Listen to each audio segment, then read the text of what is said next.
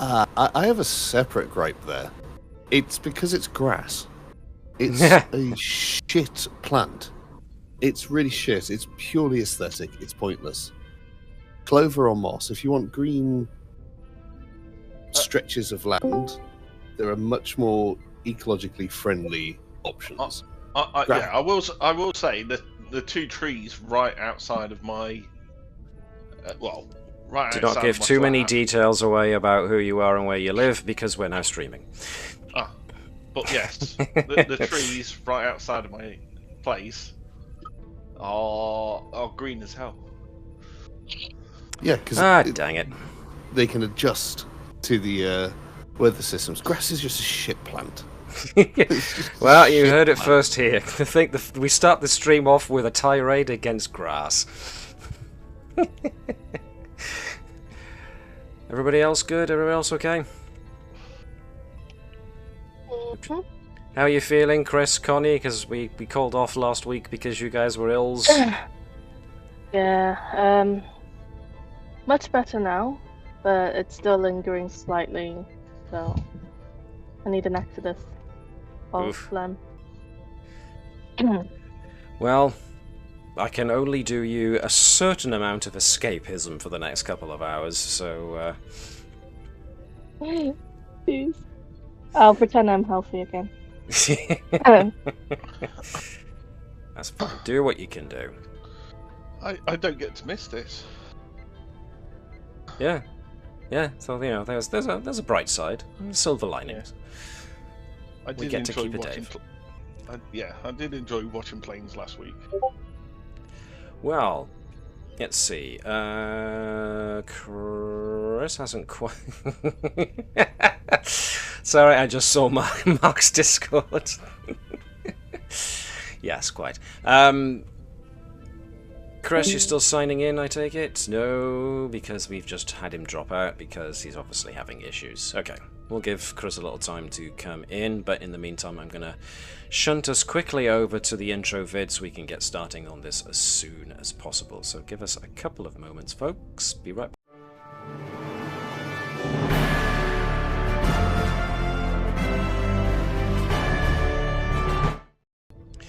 See, I told you it was short. Anyway, hello, and welcome along to the continuing adventures of the USS Combs. I am MJ, the GM, and I will be your games master for the next couple of hours, and with me are the entire crew of the Combs, more or less. Two of which are still a bit sicky, but at least they've joined us for today. The conclusion of our episode, which should have happened last week, but due to illness, we had to call it off. Illness and absence, to be fair. Combination of. Never a good thing for a game.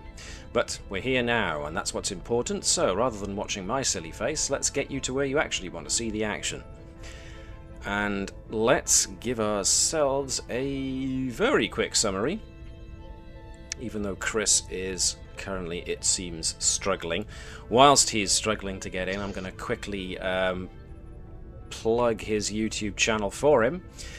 The Utter Crisp Gaming, for all those reviews of past video games that we all hold so dear. He has a rather impressive list. He'll be looking to continue his next one as soon as he is able, and we look forward to it immensely. In the meantime, check it out. In the meantime, my crew, let us give you a quick old rundown as to what we're doing here, because we are currently... Oh, hello. Have we got him? Hello. Hello. Sorry, I had to get my laptop again. I'm not sure if my PC is in trouble or my Wi-Fi dongle is on there, but it had internet this time, and then as soon as I joined the Discord, it just went kaput. So I don't know what's going on with that. That's fine. I haven't been using it since the last time we jumped on. Apparently, it's not just fixed itself, unfortunately. Sad. Oh well. Maybe it's the heat. Maybe it caught some of the sickness bug you had. A virus. There we are. That's totally how it works, right? Not yet, anyway. Okay, let us quickly give you a rundown, especially for those who were not here last time. The Combs was called to the planet of Carina VII, where the colony has been having a rather unfortunate set of circumstances where the certain youngsters on the planet, as well as materials and foodstuffs, are starting to age out of proportion with their current timeline, as it were. So we've certainly had instances of a young boy of 6 months who has the physical appearance of a 6-year-old. We've got structures that are made to last, but are only apparently lasting about a year or so before they give out, even though they're supposed to be made of very stiff materials that are meant to last a long, long time. And then, of course, there is the viticulture, the wine-making culture that is on this planet. The grapes are aging, so they're maturing fast, then they're rotting, and then they're maturing again. So we're having all sorts of time-related problems on this planet at the moment. But wibbly wobbly timely wimey indeed. The notion we now have is that one of the wine farmers, whatever you call them, viticulturists, I think it's called. Vintners, thank you. That's probably the better word for it. Complained that no one was taking him seriously when he said that there was a Romulan sighted that he spotted around his farm that might be responsible for the shenanigans that are going on. And it was Commander Tavish, actually, that took initiative on that and went off with this guy who everyone else thought was a conspiracy theory nut, and did indeed find traces that somebody had been taking samples of the grapes and the soil, which suggested that somebody was up to something in the area, and that recalled the rest of the away team, so that they went into a nearby cave system, finding that there was indeed a laboratory of some kind within this cave system. Not just any laboratory, mind you.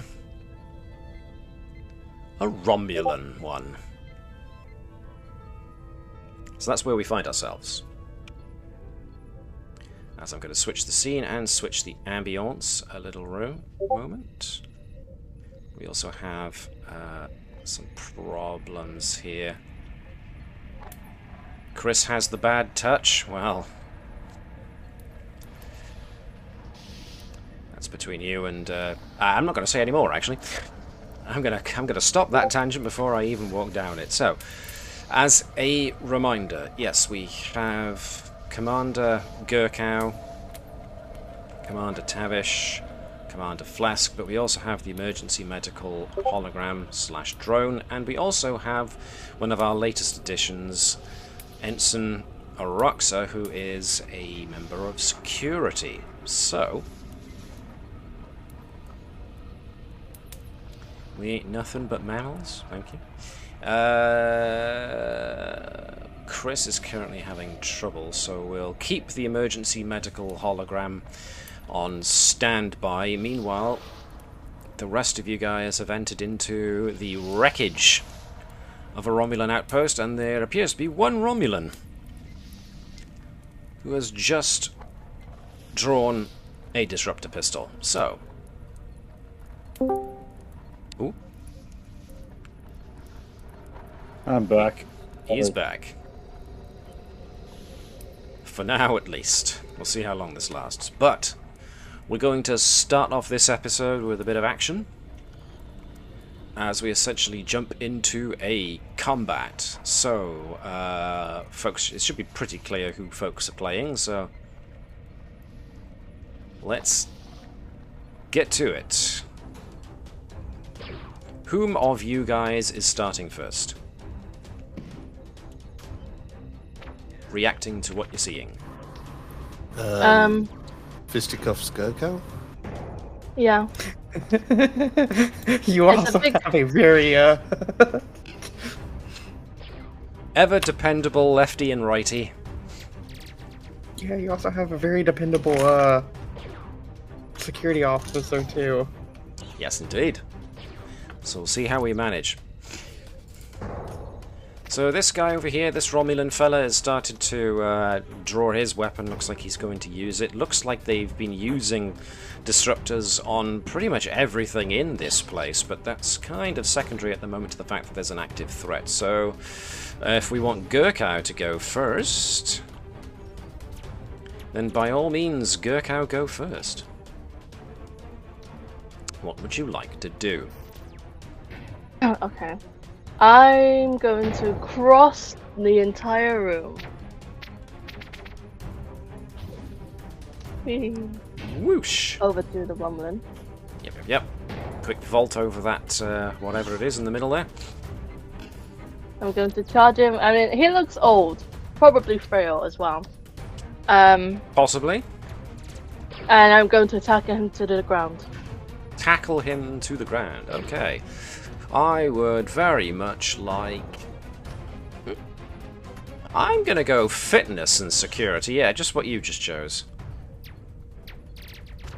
And this is going to be resisted, so this guy is going to resist with his own fitness and security, because he is aware of you being here. Now, does he have anything that can help with this? I don't think he does, so I'm going to roll first as the difficulty, essentially, that you're going to have to beat.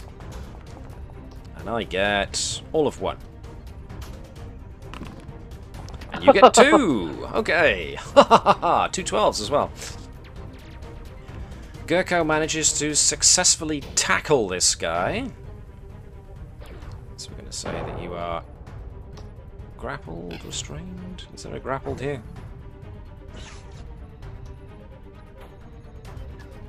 Yeah, it doesn't matter. So yes, this guy, this Romulan sub-commander is effectively tackled to the floor. He gave an attempt to resist it, didn't do any good for him, so we're just going to look for anybody else want to take a turn here.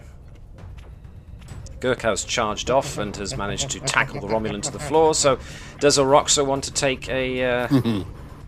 Oh yeah, she's falling, like she will follow Gerkow and go for a punchy punch.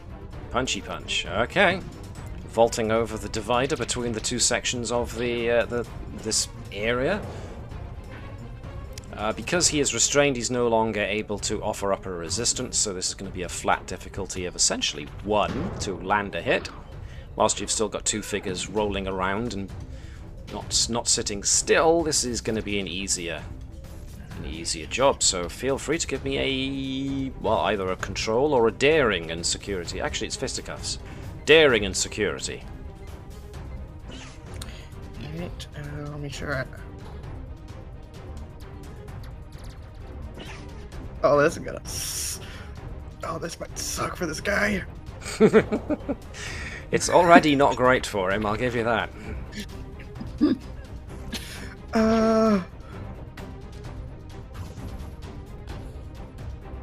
You know what? Just to really hurt him. No, I'm not gonna. No, I shouldn't use the determination. Oh, 3 successes. 1 over and above what you needed. You've got a full momentum already. Mean right hook gains the intense quality, which means you can use that extra 1 to give it 1 more damage, essentially, to the unarmed strike, making it a 3. Which means I am going to spend all of this guy's personal threat in one go just to negate that injury. Yeah, because I also have this. An unarmed strike may be used to inflict deadly injuries as well as stun. Are you going lethal? You trying to kill him? She's half Vulcan, okay? Vulcans don't like Romulans. Sure, but that doesn't answer my question. Are you going lethal? Don't. Possibly. It's lovely. Just That's still not an answer. Ground. Vulcans aren't necessarily known for their violence. No. Really, it's the restraint. Let me put it in other ways. This guy has been tackled to the floor. He's mostly restrained. Then Aroxa comes up to him and punches him. Do I? So, again, not this are time. we lethal or non-lethal? I'll be non-lethal this time. Okay. If he breaks free, all bets are off. So we've still got Tavish, the emergency hologram, and Phlesc, who haven't acted yet. This guy is technically still conscious because I just spent his personal threat to negate it. So Tavish or EMD or Phlesc, you can go next. Phlesc is just going to go over and say, "You best give it up, mate." Okay. You are offering him the chance to surrender, and he does. So I'm going to call an end to this encounter right there. Alright. So, you now have this Romulan fellow all trussed up, and he has surrendered. You can take his weapon away from you. He does not resist. He just holds his hands up and has surrendered. What would you like to do?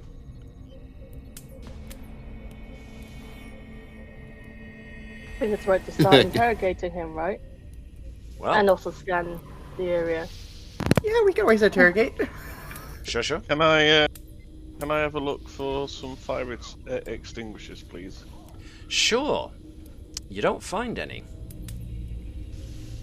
Which, when you think about it, is a really big safety oversight by the Romulans, but... When the That heck did might- they ever care about safety? Well, exactly. That might tell you as much as you need to know about Romulans, really, doesn't it? Can I message the ship to ask them to beam down some fire extinguishers, please? Sure. Do you want an engineering team down here to essentially do damage control? Yes, please. Okay.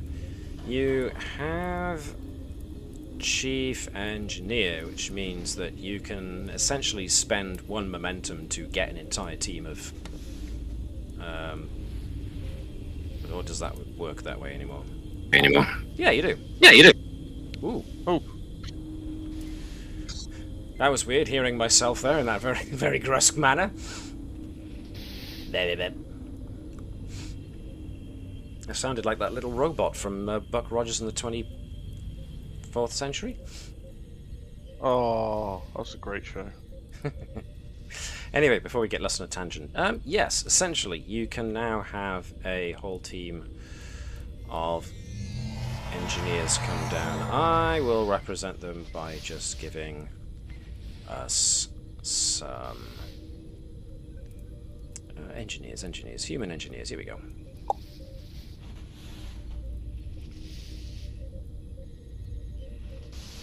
So you now have a small engineering team to help with this. The room that you're in, as I have mentioned before, is in a bit of a ruin. The lights are flickering. There's the smell of burning plastic and ozone. Given the destruction that's been wrought on the systems here, it's unlikely that there's going to be much salvageable. The Romulans have been far too efficient. There is, however, a door leading further in to this complex, as well as the door that you came in through, leading out. So, what would you like to do? And more importantly, what are you going to do with this fella?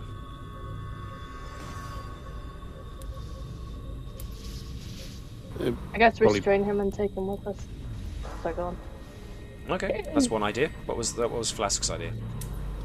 Jessica, what's going on here? Why is time working weird? Nice and simple. ask. What are you doing Okay. that's causing time? The Romulan looks at Phlesc and goes, "That's interesting. You assume we're responsible." Are you not? Just let me know. Or you- Just let me know when you want me to do interrogation. How very typically human of you. Resort to barbarism at the earliest possible opportunity. Yet I can see I- from the slight points on your ears that you might be part Vulcan. Oh, my commiserations to you. Can you? Yes, I heard a beginning of a sentence there.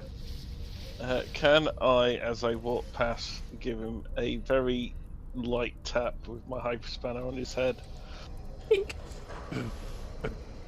He registers it, but he doesn't say anything.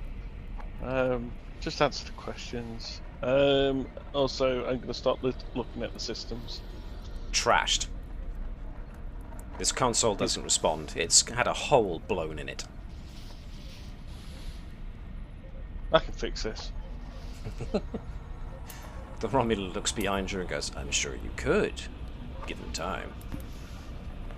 Don't underestimate her. She'll probably get it done before you can think of. Even so, there's nothing left to find. I'm the last one here, and we've done a thorough job of scrubbing all of our systems. You won't find anything. So you are responsible. What was that? Sorry, I missed that. So you are responsible. For the time dilation effects? I'm afraid not. It would be very simple of you to lay the blame at our feet, but it is not so simple as that. After all, we're like you, apparently. Scientists. Although apparently a lot more capable of finding out these kind of things than you are. Scientists don't typically destroy their research. They do if they have the security of their empire in mind, knowing that Federation types would be crawling over the systems here looking for information they could use. Haven't you ever heard of security? That's not very good from a commanding officer now, is it? Can I ask you a question? Of course you can. Do you know what it feels like for a hyperspanner to be shoved up your... Human threats of violence once again. Are very typical. What are you, a Klingon? Me? No. No, she does spend a lot of time with them, though. It shows. I can smell it from here. In any case, you won't find anything here, and I'm the only one left since I am responsible for this station. Therefore, you can feel free to take me to your vessel now. I will not struggle. But I will insist that you contact the Romulan embassy. Yeah, give us a few minutes. Whatever you need. And he just sits quietly. Do you need a hand fixing it? Yeah, yep. That is going to take hours. That's okay. He can stay here for hours. We're not going to our ship yet. Okay. What about the rest of you? Actually, no. Let the rest of the crew decide that. Yeah. What is the plan then here, fellas? And fillies? And anything else you care to go by? Jorah's gonna see about him talking on how to possibly, if he knows how to fix the aging process, to tell us. Okay. How do you mean to do that? Just ask him straight about it, or...? She will, but in a very interrogative manner. Okay. He simply Can you tell us? Or I give it to the Klingons on board our ship, and they're not as nice as me. Actually, I'm probably the nicest security officer on the ship. Again with the threats rather than the reason. I would simply tell you if you but ask. Ask you have. You didn't need the threats, as I keep telling you. In any case, in answer to your question, my people are not responsible for the time effects here. We were here to study them. Oh, okay. And what did you find? That is a matter of Romulan security.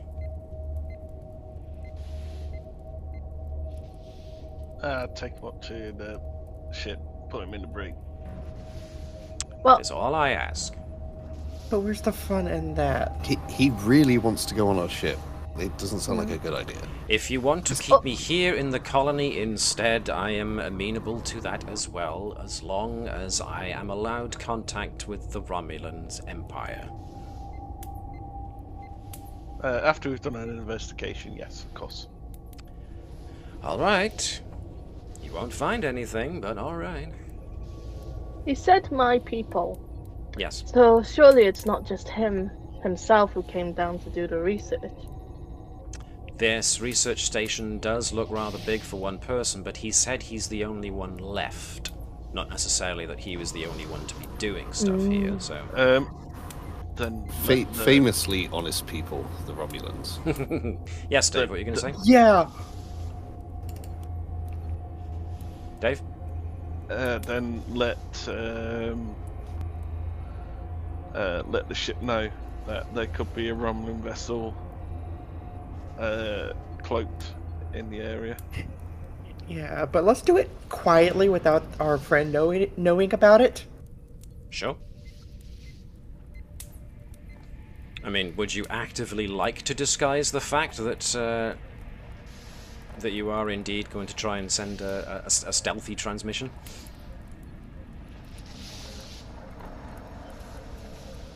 How about it? Yes or no? Yeah, can do. Okay. It shouldn't be too difficult for your communications officer, Ravalon, to encode to a transmission. So, yep, you're able to send a coded transmission both to and from the combs. Can So- we also do something else? Depends. Has he got a comms badge or something? That is an awfully good question. Have we ever, in the history of Trek, seen what the Romulans use as communicators? I don't recall ever seeing them use communicators. Do you? I'm sure they have. Is it like the Klingon ones, where it's still just a handheld device, or is it indeed, as has been suggested here, a comm badge type thing? I wouldn't be surprised if they had it implanted in them. Maybe that's what the pointed ears are for. Signal aerials. That was just for me.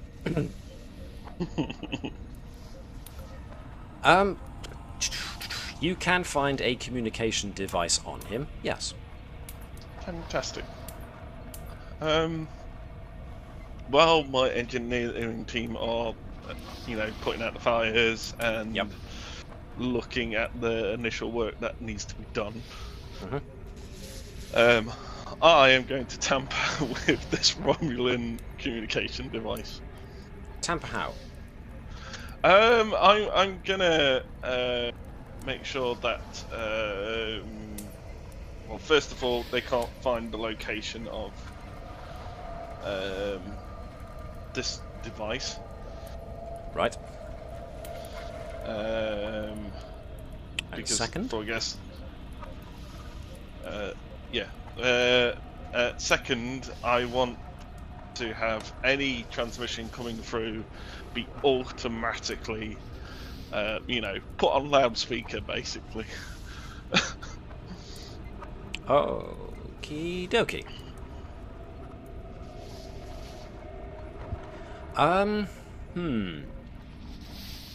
Can I get you to give me a reason and engineering check, and I will allow you to use with a focus. I won't tell you which one, and I'm not giving you the difficulty either, because this is a test to see how well you do. Okay. Didn't it cost us a momentum for the team? Didn't it? When? For the engineering team. For the engineering team. Oh, yes, it would have, yes. Ba-bump. Alright, I'm using one momentum to put myself up to 3 dice. Okay. So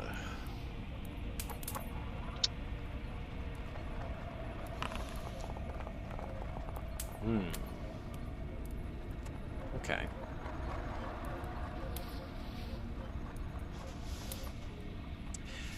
Tavish tampers with the communication device as much as her talent allows. There's enough similarities in the technology for you to see where the signal transmitter is and all of that stuff, so there's nothing outside of your realm of expertise there. It's just that the Romulan way of putting things together is not something you're very familiar with. So, as far as Tavish is concerned, she's done what she wanted to do. Taken off any kind of transponder effect that will allow them to get a fix on the actual communicator's location, but also any inbound communications get transmitted across its loudspeaker, essentially. So, you got what you wanted out of it, pretty much. You didn't gain any extra momentum from that, so I will leave that there. So, with that done, and essentially the engineering team moving back and forth, cutting off electrical fires and putting out actual fires, what would you like to do now? What are you doing with this guy? Bless you. Okay. I think take him with us, but what I would like to do beforehand is scan the area for signs of other Romulan biological signatures to see, did they remain, did they leave because they died of old age, or did they actually leave? Alright, I will allow you to give me a control and medicine check to scan for life forms. Oof. This is going to be difficulty 2, though. Assistance from the EMD, please. Or they can lead, actually. No, Chris, can you take command of the emergency medical hologram, please? We need to scan for life forms. Was it insight or reason? I'm gonna go with control. Or control. And so medicine. neither. And well, Can get you back guys to hear me. me? Oh, yes, now we can. Okay, cool. Thank you. Yeah, sorry. What am I rolling for the EMD? We are looking for reason? No, control and medicine. Foci. No foci, really, because you're scanning for life forms, specifically Romulan ones, so... No worries, I'm assisting, yeah, as well, sorry. Seems like you're the lead, actually. Ah, no worries. Okay, then. Can I take a point of momentum to use science instead? If you want I may to. have To do the reading, hit the yep. reading. Yeah. And Did then that come counts as through? having focus. I hit roll, and yeah. I haven't seen anything yet, but... Let me try that again. There we go. There we are. Ooh, 2. Very good. Right on the money. So whatever Gerkow gives us now is going to be extra. 2. Alright. So obviously the first chirp the tricorder gives off as far as lifeform reading, specifically Romulans, is this fellow right here. But then you notice there are a couple more. There are, I'm going to say 4 more life forms in 2 sets of 2. One set of 2 is in a series of rooms. From the layout that the tricorder can make out of the rooms, you would guess it's some kind of barracks area. But the other 2 Romulan life forms seem to be very close to a power core, so you would imagine they are in the power supply room, wherever that is. But you've got an idea of where they are in the layout, so what would you like to do now? I think we should probably have some... Well, do we need backup? Or can we handle this ourselves if we wanted to subdue them? Well, assuming we can restrain him and hand him over to the colony, we should go down. I mean, you've got an engineering team here who can watch him if you really want to. As long as he's still restrained, so he can't. We can Or just knock him out as shenanigans. well, right? You could knock him out. You could ask for a security team to beam down as well if you wanted to spend the momentum. Yeah, let's do that. A security team. Cool. Cluster of security officers here. And then the There we are. EMH can sedate him if needed. Yeah, sure. So this guy can effectively be handed over to your security officers, who can keep an eye out for things whilst the engineers continue to do their thing. So you are now free to operate as you will. Yeah.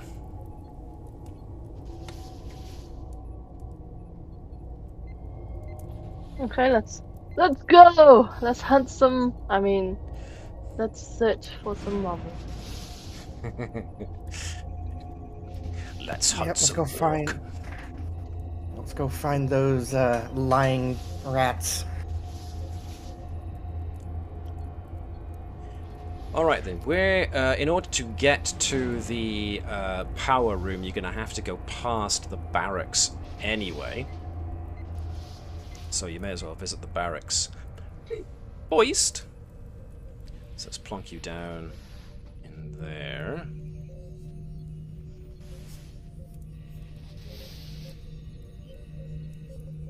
So, Duduk. I am going to plonk you down more or less there. Arrange yourselves how you think you would enter into this area. I'll just change the atmosphere a little bit here. So whoever you think would go in front, put them in front. Whoever you think would go in the middle, etc., etc. Okay, so the barracks area. Yeah, the long hallway has 6 doors along with a 7th door at the far end of this hall. Each of the doors appear to be labelled with a number in the Romulan language.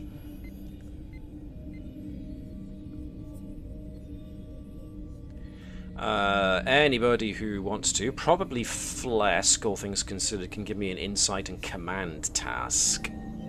Okay.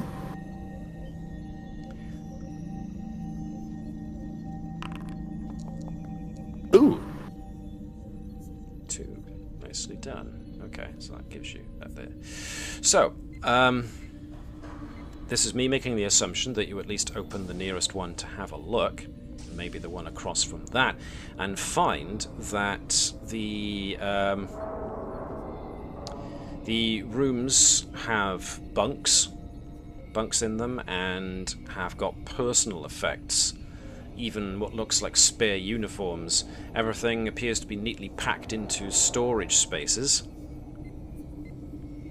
There appear to be replicators and small desks and chairs in these rooms, but the replicators are unpowered. It looks like, to Phlesc, that the Romulans evacuated as quickly as possible if they left behind their personal belongings.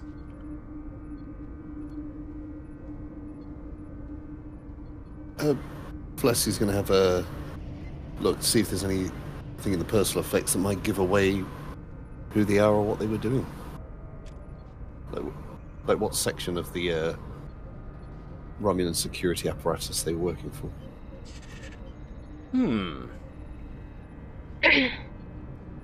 Does Phlesc know in that regard? You don't have much, so let's go with insight and medicine. Insight and medicine. Insight and insight and command. Insight and command. I'm gonna steal a momentum to roll an extra die here. Okay. Could Jorah try to help with cultural studies? Sure. Oh, that would be much better. Alright, so same thing. Insight and command? Yes, please. With a focus.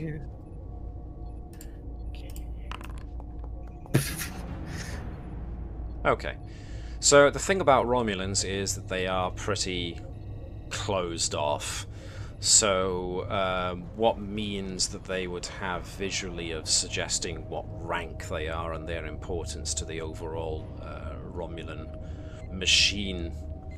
is as typically obfuscated as the Romulans keep pretty much everything. So it's not immediately obvious whether or not these two sets of barracks rooms are indicative of essentially low-ranking officers, which you would guess is a possibility. The little that you do know about the Romulans is that they are a scheming bunch, and therefore more than likely to give more weight to the idea of rank and social status. So your best guess would be if these were more than likely the rooms of the common low rankers. There's nothing in here to suggest it was anything for anyone of high rank, certainly. So what would you like to do now? There are more rooms. So keep exploring the rooms and Oh, Dun dun dun. This is what we call a surprise attack. As there was a Romulan waiting behind a desk with his disruptor pistol trained on the door, and the moment it opened, Phlesc was there, and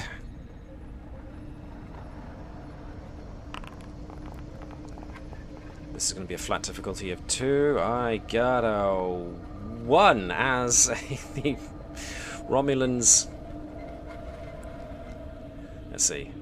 That's for a starship. Let's go for a disruptor pistol shot that just barely misses Phlesc.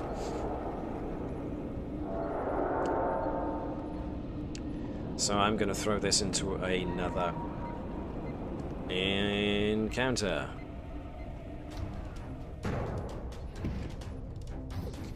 So, Romulans being typically tricksy fellas, they were lying in ambush. So,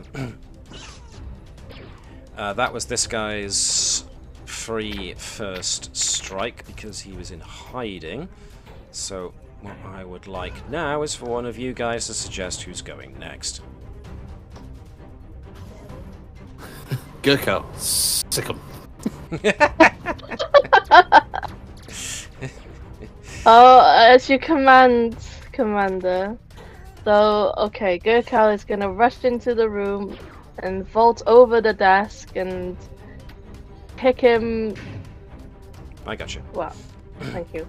And basically do a vault Running kick. fly kick. Yes. Running flying kick. Go on, Bruce Lee him. Oh. I'll stand on the Alright. table for now. That's going to be a daring and security hit. The guy more or less knows you're coming, so it's going to be resisted. But resisted how? I forget. What is the rules now with second ed? When we do... Oop, no, that's the booklet. We got the wrong one. The cards, where are the cards? Game Toolkit reference cards, here we go. When it comes to fisticuffs, how do we resolve melee attacks when you are aware? Their own daring and security. Okay, so the Romulan's going to give their daring and security first. What the hell's going on here? And I get... Oh, no. No one expects a sudden appearance of Gerkow, it seems. So... Oh, dang. How do you want this guy to fall unconscious? What? How dramatic is the defeat of this guy? I think for him it's going to be very anticlimactic. So I'm gonna kick him. I'm gonna kick him in the shoulder, and what he does actually is he hits his head on the corner of his bed and he knocks himself out. Okay. which makes this guy defeated. So essentially he just fired at the door, looks up to see what happened, and all of a sudden a charging Gerkow comes around the room, and he's just left there dumbfounded as she fly kicks him into the bed and knocks him unconscious. Okay, so unless you guys are going to be spending momentum to keep the initiative. Yeah, go on. We've got a near full pull. Send in the 2. next stir. It'll cost you Send 2 in momentum. Ensign. Yeah, go for it. So, Ensign Jolla, go. sure, I'll go in and sucker punch this Romulan in the face. All right.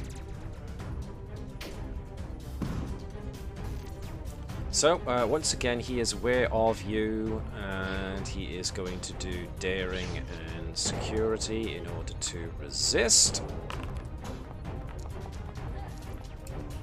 But this guy actually gets 2 successes, so he's not too bad. So, yeah, that's your difficulty. Yeah.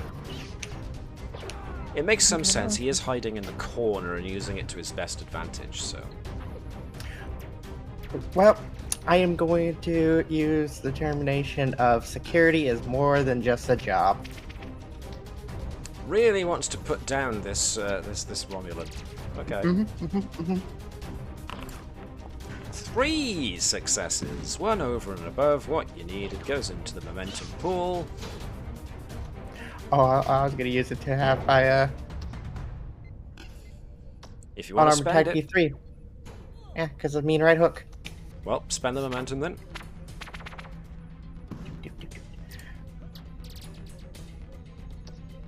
So yeah, she just comes in and just wallops him. Excuse me a moment. I need to secure a feline. Give me just one minute. Sorry, I'll be right there.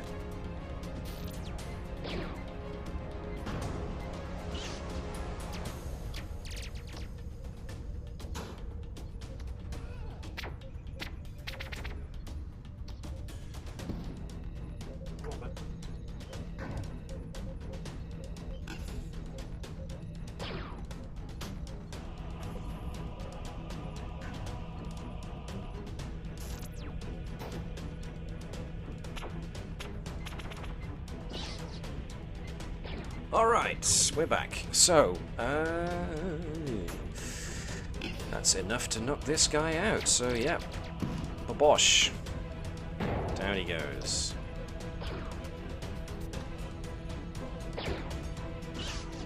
So, just as suddenly as it started, that little combat ends. She's looking around for the next one to knock out. So this barracks room is the same as the others that you just saw, and look as if they have been just as equally quickly abandoned. What these guys were doing here is not really known, but one thing should become obvious to you at this point is that these guys were not security.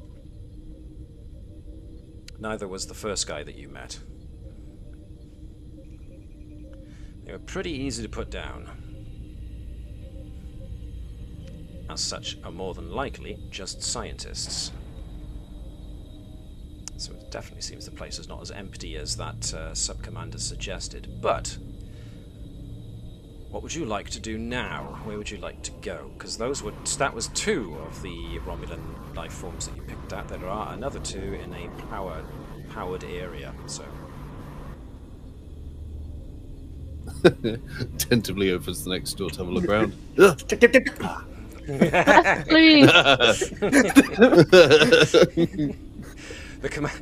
The EXO goes off on his own. The new security girl. God damn it, no! This is my job.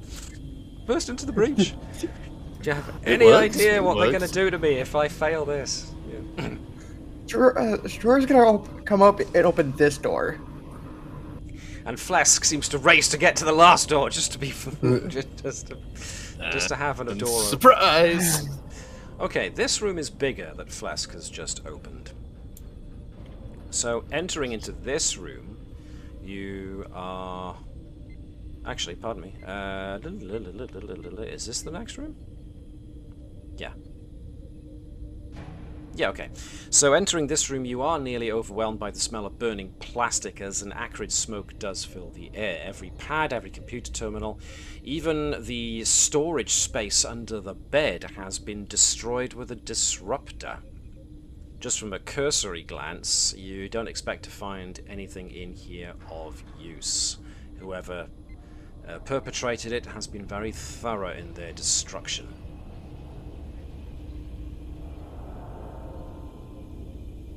Any fire extinguishers here? No.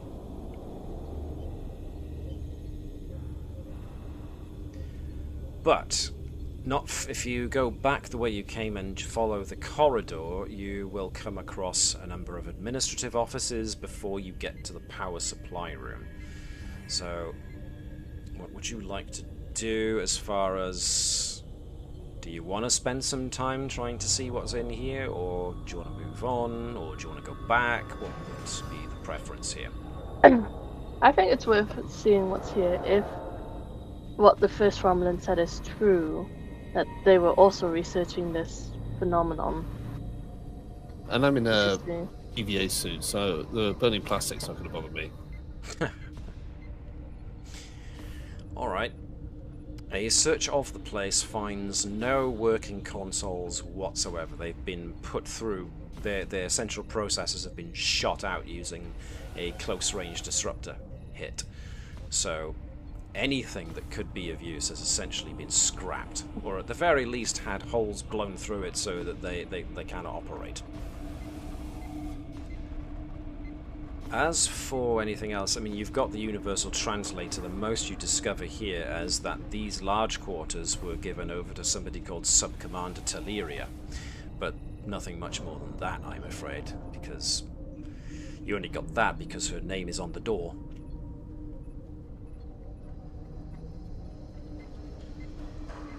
However, like I said, offices not far away, and then the actual power supply room. So, next destination. Should we go to the office first, before the power supply? Yeah. Thoughts? Unless anybody else has got any I better agree. ideas? No? Okay. Alright, so I'm not going to change the map, you're just going to have to imagine it theatre of the mind style. So, once the office doors slide open, you can see a dark corridor with flickering overhead lights. Red lights glow from beneath the metal grates in the floor, an obvious warning of danger. Directly ahead of you guys is an open door with smoke billowing out. To your left is another door. This one is closed. The corridor turns to the right, where you see two more doors. Each door is closed and has Romulan writing on it. As in graffito, or as in what? Sorry. Like graffito.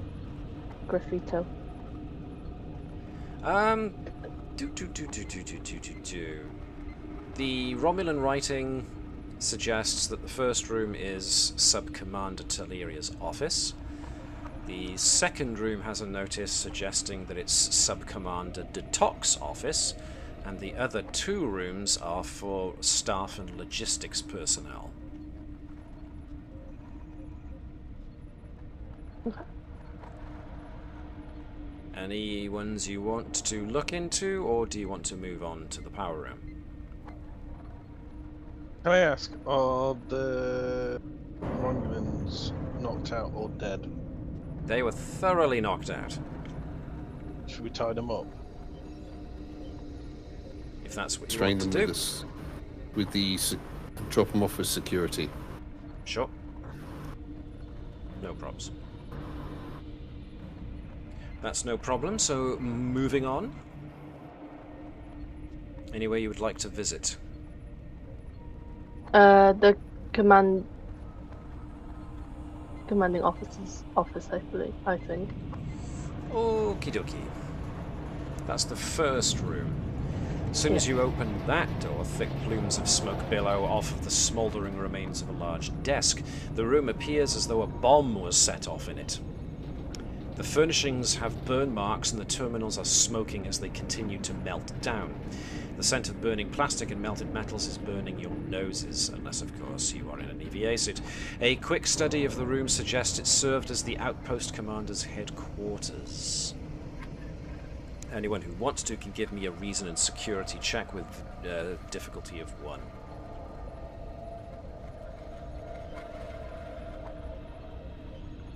Going once. If no one's doing it, I'm going. I'm doing it now, Captain. I mean, Commander. Reason and security.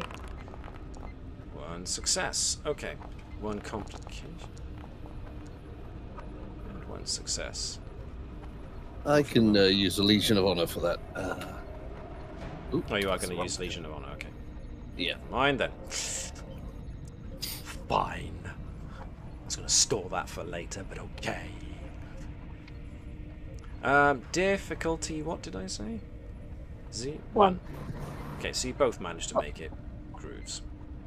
Yeah, this definitely looks like somebody set a disruptor to overload as the makeshift bomb. Unfortunately, everything else in this room is just smoking wreckage, so whatever was in here, the Romulans had no intention of letting anybody else discover what it was. However, moving to the next door, what you notice is not only does it say Sub-Commander de Toc's office, it is Sub-Commander de Toc, Department Chief of Particle Physics, on the door. And this room is locked.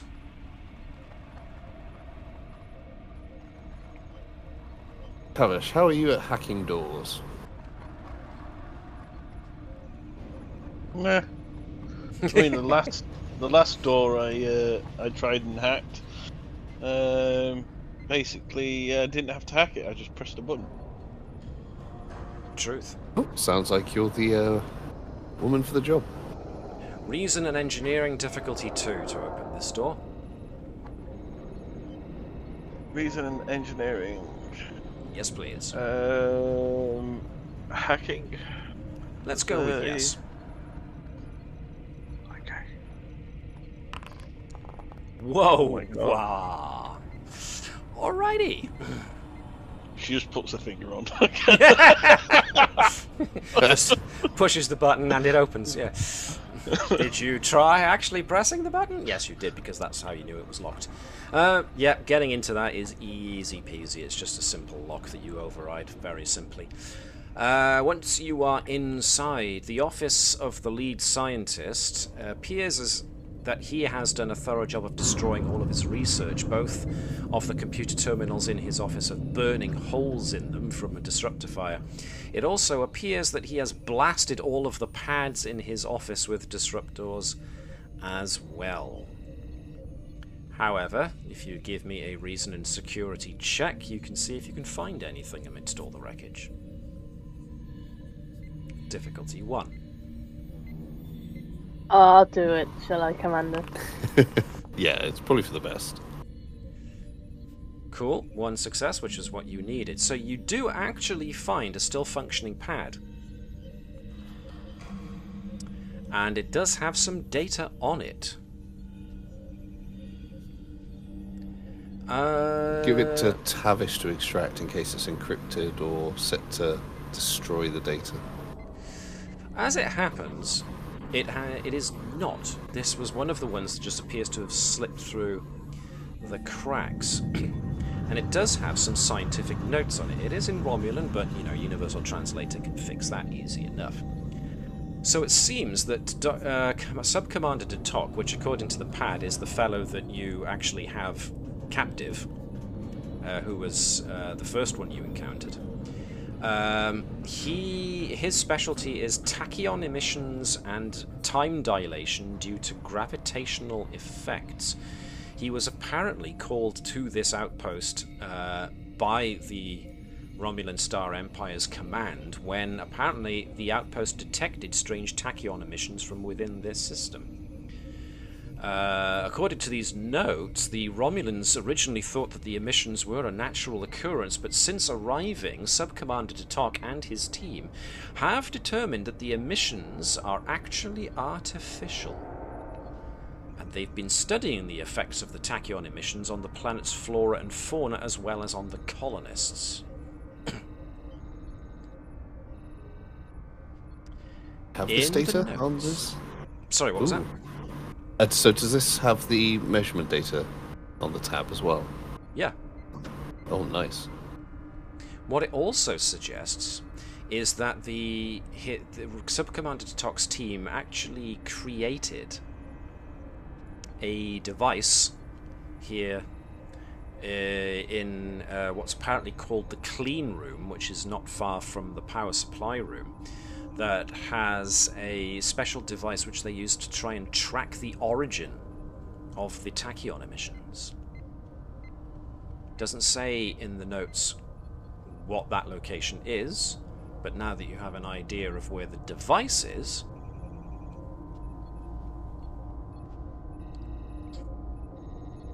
so I think we should go get that. Handing the pad over to Tavish. So, right. Could Nylal analyze all this data? So we've got a copy. Yeah.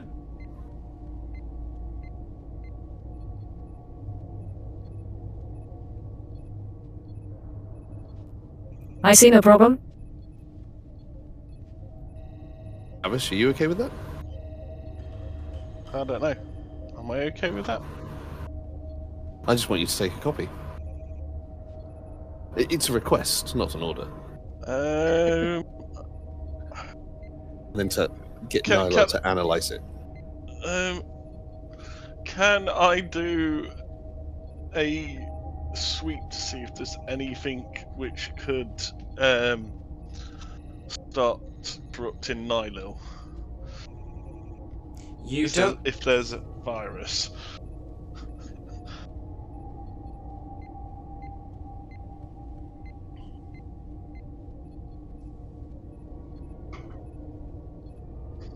Oh, fantastic. Oh yeah, I forgot I can do that.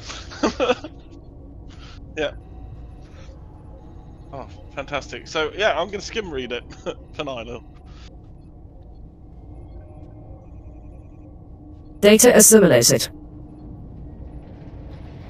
Very Hey, interesting. Hey Nylal, you sound more human. Really? Huh. Maybe it's because the GM actually got a better voice modulator thing. I can't even hear a voice modulator. I just hear your normal voice. Just sounds like mine. It's just, sorry.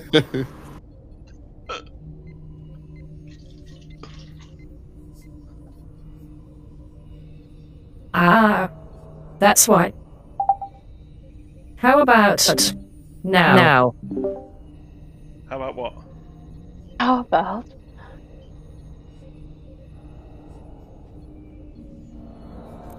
Then you hear me now? What the hell? Just about talk? Just about talk? Yeah, you can just about talk. You're doing like little bits. Really? Oh, there you go. Interesting. Oh, fantastic new modulation you found. There we are. I no longer sound like the GM. Yes, you no longer sound like the GM. Now I'm getting all meta. I'm gonna stop that. Hold on. What's a GM? Exactly. Forget I said anything. Okay. Let's just go with tachyons. Woo.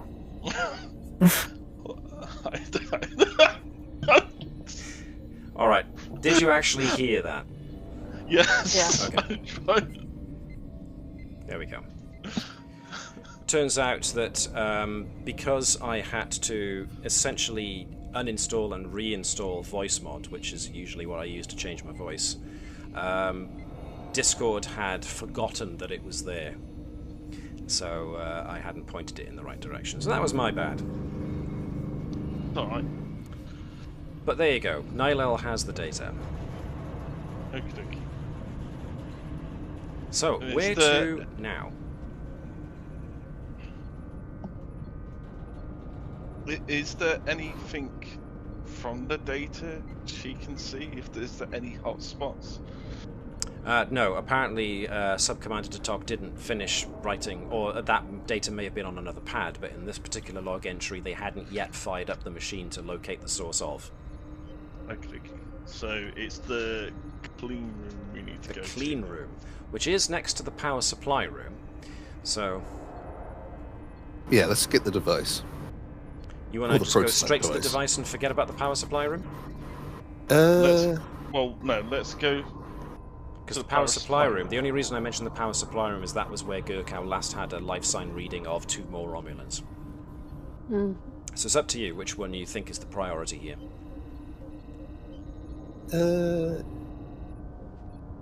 Yeah.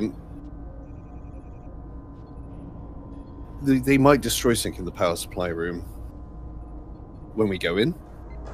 So let's see if we can get the device first. Well, they may destroy the power supply room. They may destroy stuff in the power supply room before we get the device. Ooh. Okay, power supply room it is. Alright. Let me put your tokens in there first. So you move to the power supply room. Okay, so even before you open the door, you can hear the humming of a power generator coming from this room.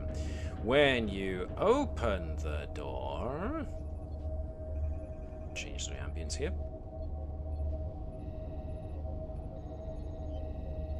When you open the door, you see both the power supply and cloaking device for the Romulans' outpost. Large conduits run overhead, carrying power to the rest of the outpost. On the far side of the room, 2 Romulans are attaching a device to the fusion generator's main regulator. They are so intent on their work that neither of them looks up at you. You have a very short window. What are you going to do? Well, I'm gonna sneak vault attack onto these consoles.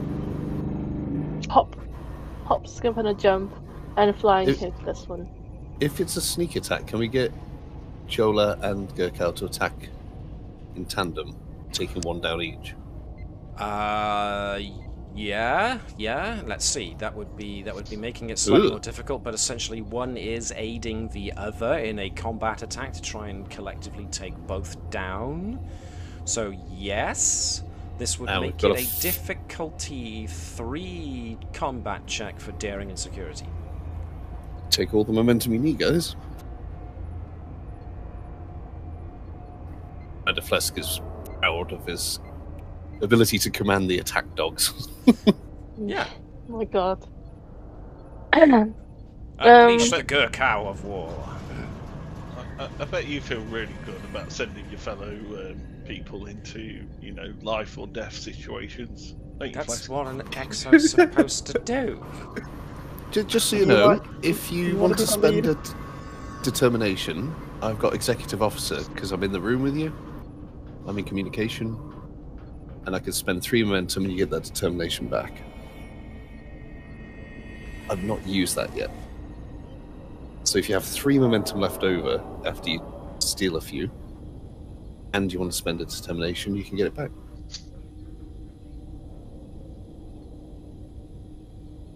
So what's it to be, guys? Well, you may as well do it. He said himself he hasn't had a chance to use it yet, so you may as well. It's free determination, Gerkow. It could be a milestone, an arc, all sorts. Wouldn't be a milestone or an arc unless you're specific. When have you teamed up? Have you teamed up to launch the surprise attack on an enemy in a previous episode? Oh, this will be the first one. This will be the one worth noting down then. Are we episode 45 yet? I think we're episode 45. I just need to jump down 45. one more. I just need to jump down one more ladder. And I get a character up. All right then. We're Daring good. and security difficulty 3. Gerkow and Ensign Aroxa together. Together, or as in one assisting the other, or One assisting both the other. independent? Okay. I'm 10 and 3 for daring and security.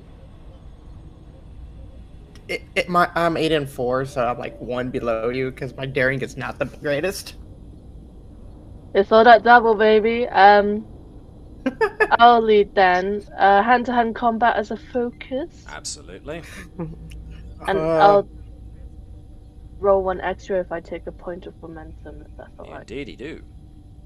And that would be only what 4 dice we're rolling. So if I take momentum to do extra dice, would it be 1 momentum or multiple? Ooh, that is a good question.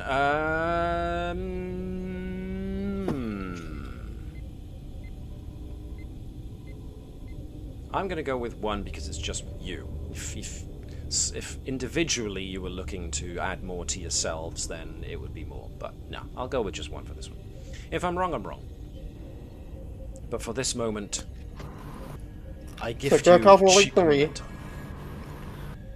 Okay. So If 3 you're- dice for Gerkow, 2, 4, and one of them's going to be a determination for somebody. Looks like it's going to be I'd already for used mine Aroxa. before.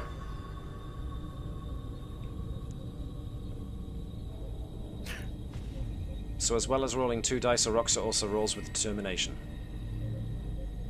Okay, so let me just get rid of the 3 momentum for that. Because then I would have had getting it back after the last time I used it, so you would have used it earlier. Woo, Nelly! Oh, yeah, he really hates Romulans.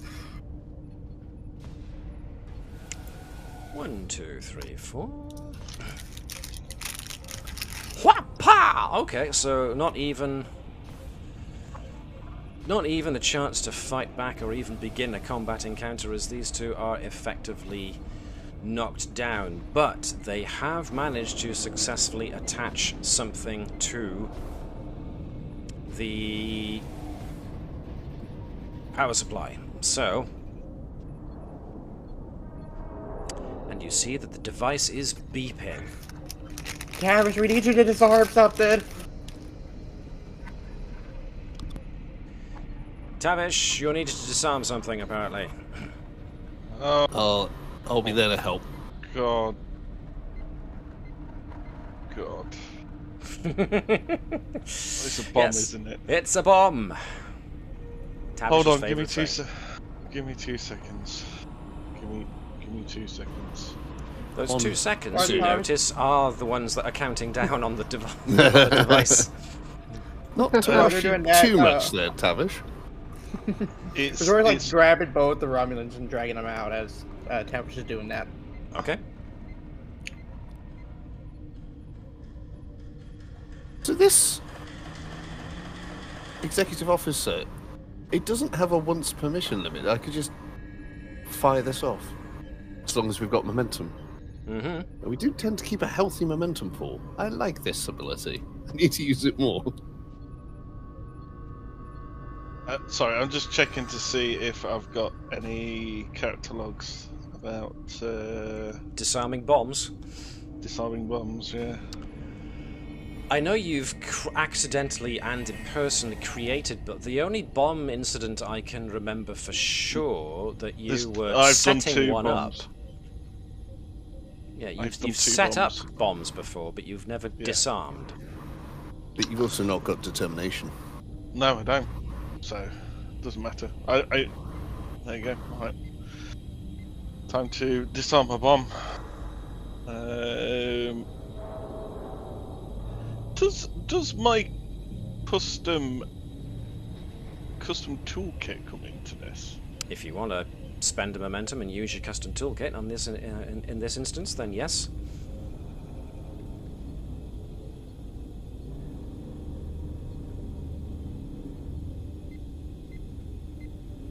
I'll assist. What's the... So it's going to be either Roll. reason and engineering or reason and security with a difficulty of 2. Unless Tavish spends momentum, in which case it gets brought down to 1. Nice. Well, I'll steal an additional momentum to roll 2 dice. I haven't got any focuses that work. Okay, it comes down to 1. Ba-boom! So that's 2 for Phlesc, so you're already 1 over, so whatever you do now is added extra. What do you want? Reason and engineering, or reason and security. Ooh! Ooh. I've got Saboteur.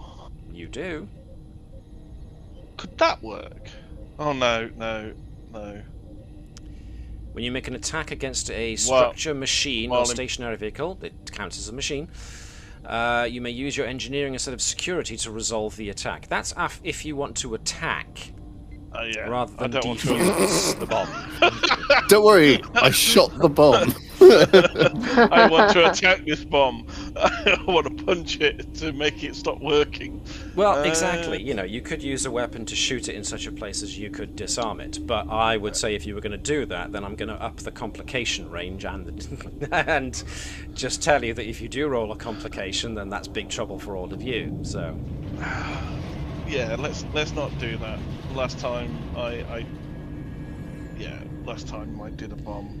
Reason and engineering, difficulty 1. Powers? No, it wouldn't be power systems, would it? No, I haven't got a focus then. Packing, computers, power systems, water engines, experimental technology. It's a bomb. There's nothing experimental about a bomb. It's an explosive device attached to a timer. 2 successes, which means you got 3 over and above what you needed. 1, 2, 3 back in the momentum pool. The bomb shuts down. Beep, beep, beep, beep, beep.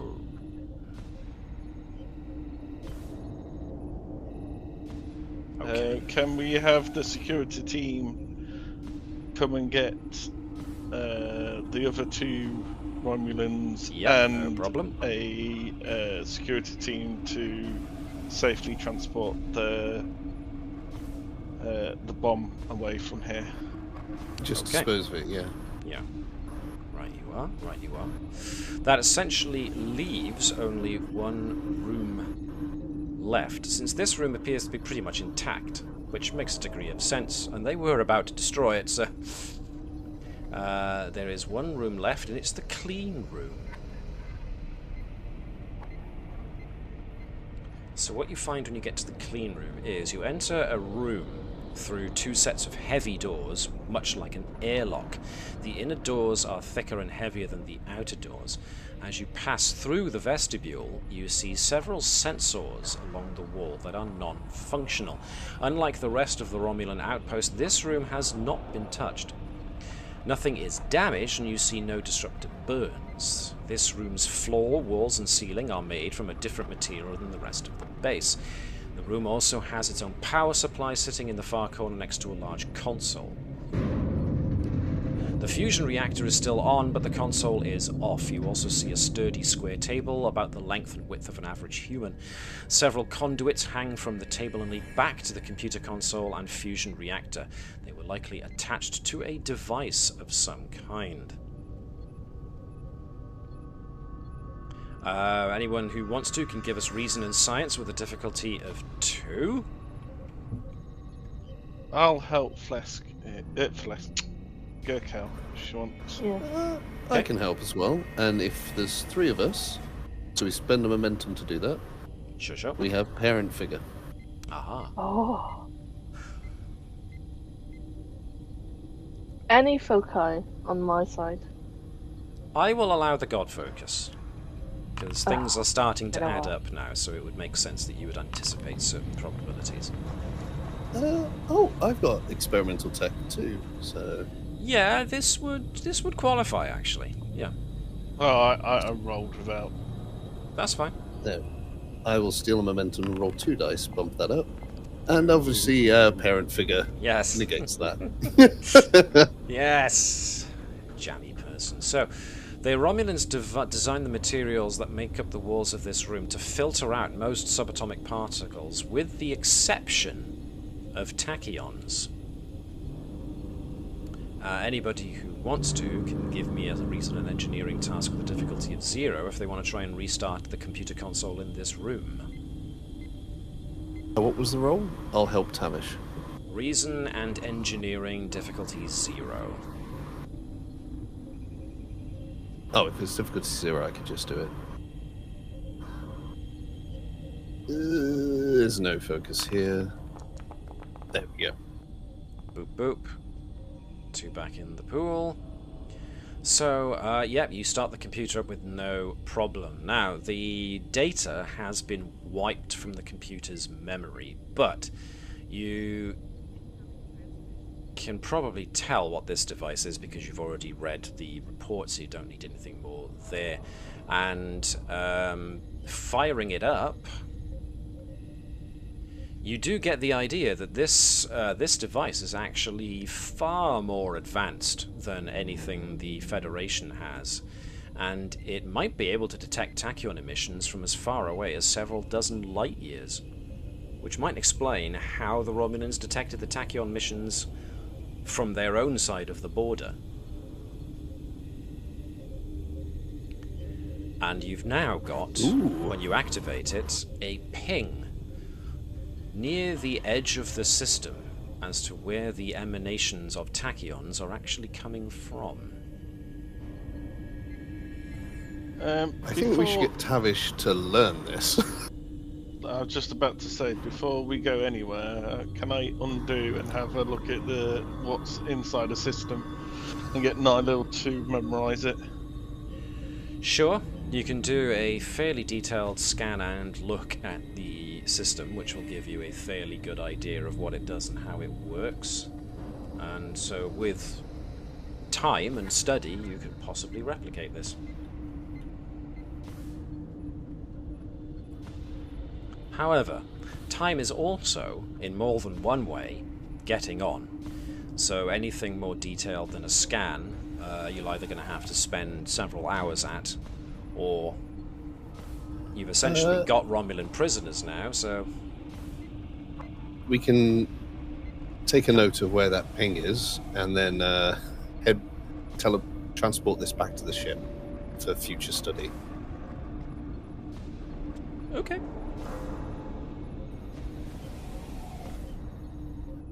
Then let's get you back to the ship. Hopefully with all of our prisoners in the brig.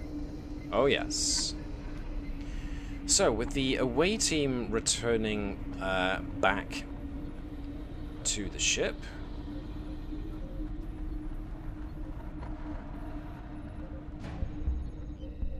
let's get you the Carina system music action. We manage to, yes, put the Romulan prisoners in the brig. Naturally, you don't learn anything more than you already have gleaned from them, and the only thing they're saying is insisting on being allowed a call to their government. In the meantime, you do also have the location of, apparently, the emanation center of these tachyons. So, with everyone now back on the bridge, in control of their usual characters, I assume you want to go find it. Oh yeah. Oh yeah. So, the emanation appears to be coming from the 10th planet in this system, which is one of its gas giants, and also the largest planet in the system. A series of colourful rings encircle it. The composition of those rings, plus the disruptions caused by the tachyon bursts, make sensor scans difficult. However, when you get close enough, that's when you see... Ooh, where's your ship gone? Your ship has got such a good cloaking device that it disappears entirely from view. So,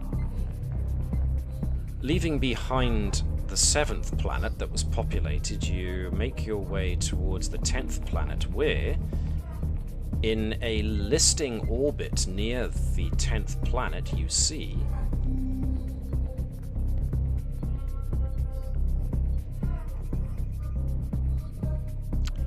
a Constitution-class vessel, NCC-1145, USS Hamilton. Hey, Matt. Yo. From what we know, are we supposed to be the only ship in this system? As far as you know.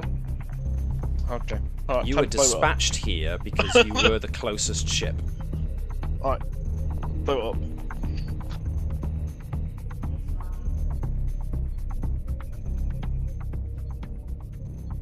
So, what would you like to do? I should be like, what's the big idea? Or let's hail them if we can. Alright. An attempt at using hailing frequencies comes back with no response. Can we do a scan? Sure.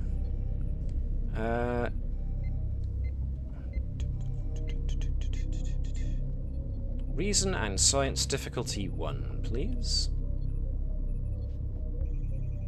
Let me navigate to me. Let me get you back to the bridge. You've got the general idea. What you're looking at. Reason. Assistance with from the ship as well, right? Yes, indeed. So that's going to be Sensors and Science.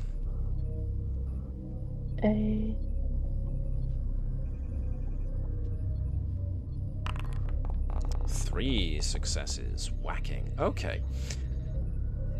Sensors are somewhat garbled by the strong amounts of tachyons coming off of this ship. But, to all intents and purposes, it is damaged in several places. Life support is off, as is main power. There's no life support, there's no gravity, there's nothing. There is evidence that their life pods have all been ejected. The shuttle bay doors are wide open and would ordinarily suggest that all of their shuttles have been launched, but you are detecting the presence of a shuttle, not of Federation design, inside of their shuttle bay. Now, anybody who wants to can give me a reason and command task at difficulty 0 to see what you can recall or find out on the ship's computer about the USS Hamilton. Is that reason and command? Yes. Would it be an idea for our captain to do that? Possibly. That one already. If you've got a focus of starship recognition or starship design, that would be good, but otherwise 2 on a 0 is a success. So, according to Starfleet records, the Federation decommissioned the USS Hamilton nearly 40 years ago. Probably more at this point. 40 years ago? More like 50. Stripped the ship of all of its core components and recycled the metals as per the Federation's standard procedure in decommissioning ships.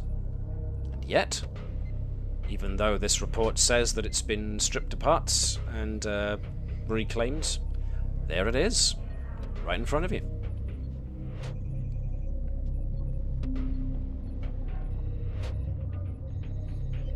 What would you like to do now?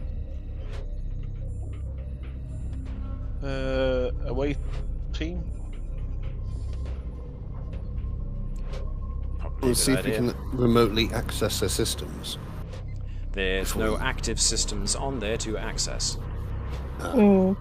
Away team it is. Yep. Now, Science division will tell you that, technically speaking, transporters are possible, but with the sheer amount of tachyons coming off of that ship, it's not necessarily a guarantee as to when you would end up. You might end up being transported to exactly the right spot, just not necessarily in this time frame. So the best course of action is likely to be a shuttle. Shutty. Unless you really want to get creative. You said there was also an unidentified shuttle. Yes. In the shuttle bay as well. Yes, indeed. So. Can we do to figure for whomever knows starships to recognize the affiliation, perhaps? Or do we need to get up close? I mean, you can probably surmise a guess. Yeah. It's not hard to leap to an assumption here. The tachyons are making it difficult to tell, but there's definitely a mass in there made of alloyed metals, and considering it's of non-Federation design, you know, the conclusions are pretty easy to draw. Yeah. So Were we able to scan for life signs as well? That one's tricky. Again, the tachyons are just messing up certain scans. For something as small as individual life signs, it's difficult to tell. But again, you can probably make an assumption. So if you are going to send an away team, which it sounds like you are, then the very logical question now becomes whom?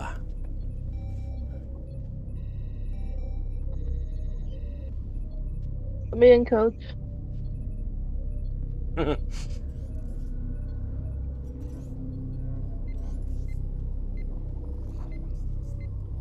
So yes, we've got Gerkow and Tavish and the XO. So, Chris, who do you fancy being in this away team? I can take Sott down this time. Sure. Makes sense, Chief's Medical Officer. Liz, who's going down out of your characters? Is the captain going this time? Ooh. Yes, you heard last time the waiting went down, there was Romulans that needed thrashing. It's like, me, tag me in, I want to go. Wait, I'm the captain. Operations. Who would do operations instead of Zonvagor if he is taking the con? I would suggest that actually Turin might be one of the most qualified. Let's see. Yeah, so far, out of everybody left on the bridge, unless you want to put Cadet Kenson or Shara Jarani, because they could do it too. But technically, Lieutenant Turin is higher rank and therefore would be probably the next most logical one to be on operations. So we'll go with that. Right then. The captain and the XO are going on this little excursion, so groovy. Let's have a look at what we got going on here. First things first.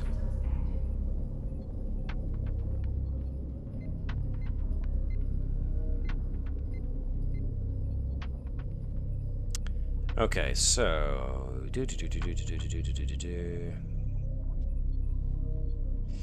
passing a shuttlecraft to the Hamilton is the only option, but not without its dangers, because the rings circling Carina 10 are made of rocks and dust. Some of them are large enough to do damage to a shuttlecraft. So, whoever's doing the flying in Shutty the Shuttle, will have to give me a daring and con task at difficulty 1. Which is probably the captain. So, let's do it. Oh. Dear Lord.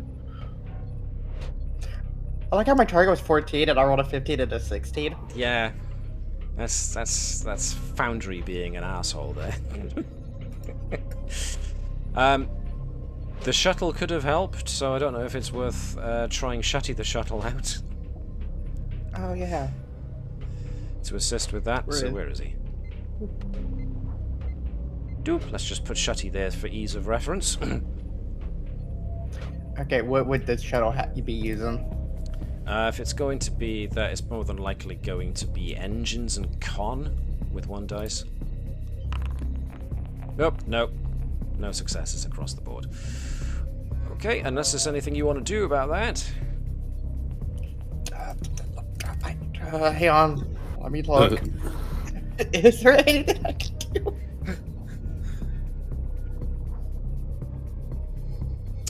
I mean, you've got a point of determination if you want to try re-rolling.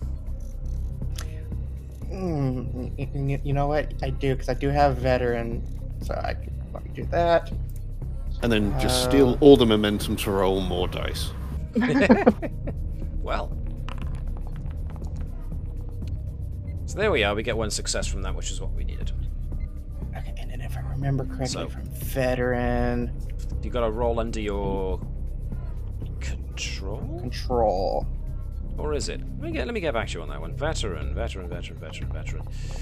Is Nope. when you roll equal to or less than your control rating on a d20. So, yeah, that was nowhere close. Nevertheless, what that means is that your shuttle hasn't taken any damage from the rough trip. So that's what's important. So, as your shuttlecraft approaches the Constitution-class starship, you can see that it is in a much worse condition than you expected. Given the amount of damage that the ship has taken, you wonder if the hull is still intact and if the ship still maintains a breathable atmosphere, which you're pretty certain it doesn't.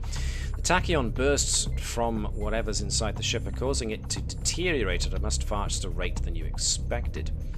The starboard warp nacelle is badly damaged from meteor impacts, and as your shuttlecraft circles the Hamilton, you can see that the ship's shuttle bay doors are open and a Romulan shuttlecraft has landed. The Romulans have apparently beaten you to the Hamilton. Oh, if only we used the transporters to be teleported before they arrived.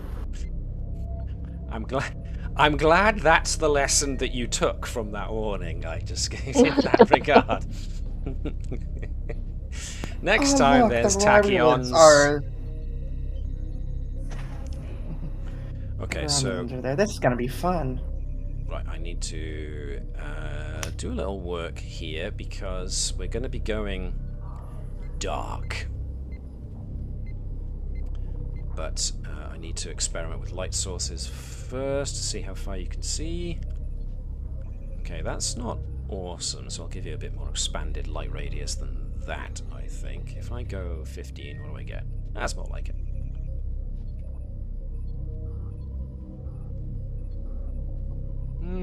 Yeah, okay, that'll do. So if I give everybody a light source to that kind of tune...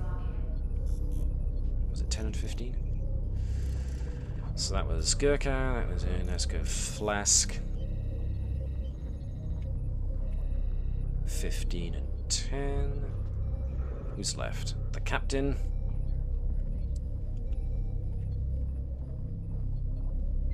Whoops, not 19. Can't see my keys. And finally, the chief medical officer.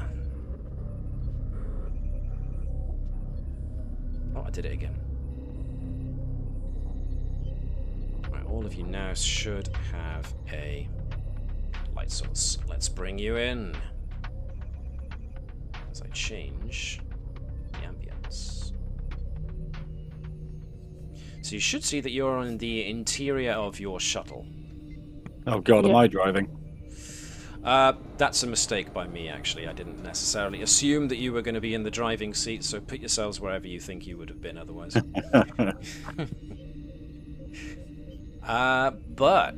But you, assuming you do, when you step off of the shuttlecraft and into the deserted shuttle bay, the sickly green of the Romulan shuttlecraft draws your attention first. You notice that it is sealed up tightly.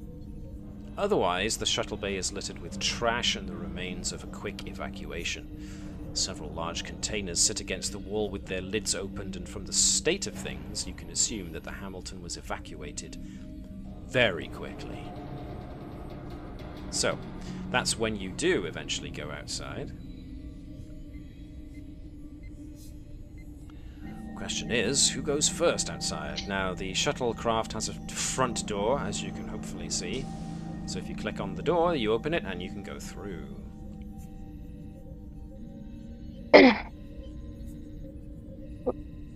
Remember, when you go onto a new map, you have control out of everyone you have control with, and everybody can see everybody else's. So, if the rest of the crew, Dr. Sott, Commander Tavish, and Commander Phlesc, can exit the shuttle, you essentially see what you can see.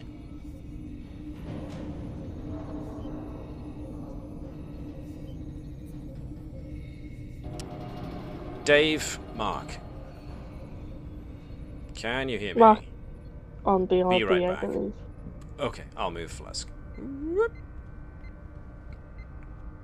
Are So we you in entered. EVA suits? Well, I should bally hope so. Because I have not got an EVA suit on. Make my sure you character. have equipped yourself with an EVA suit, please. I should have said that to start. My apologies. And whatever else you would have could brought only with you. assume. That is a good point. Equip yourselves with whatever equipment you think you would have brought, knowing the situation you're going to be facing. Who's got the anti-grav sled? No one.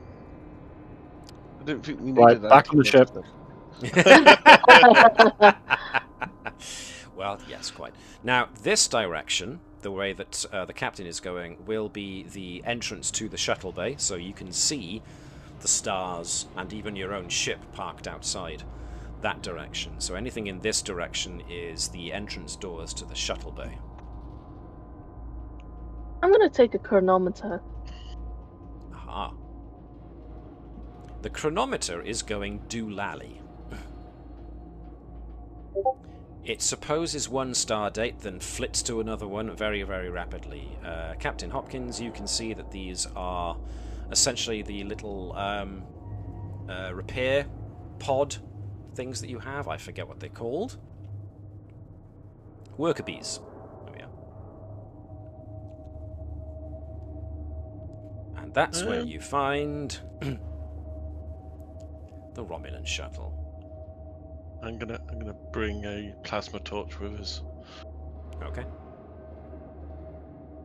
You guys have fun. I have my bat lift and Of my disruptor pistols. I'm fine. Alrighty.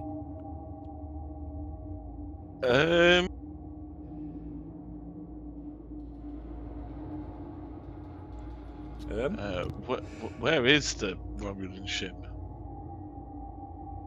You're gonna have to go looking.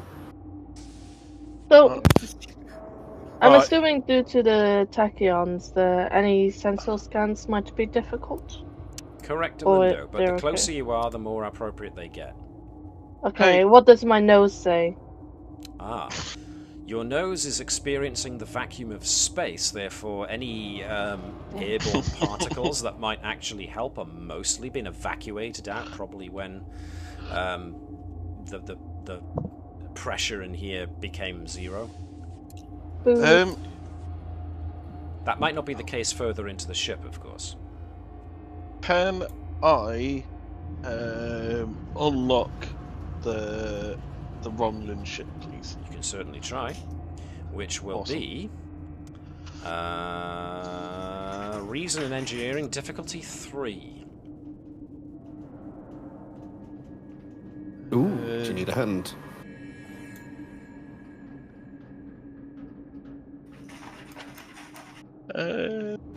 Yeah.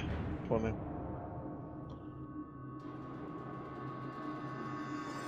I don't have anything to boost. Feel free to take momentum as we've got a full.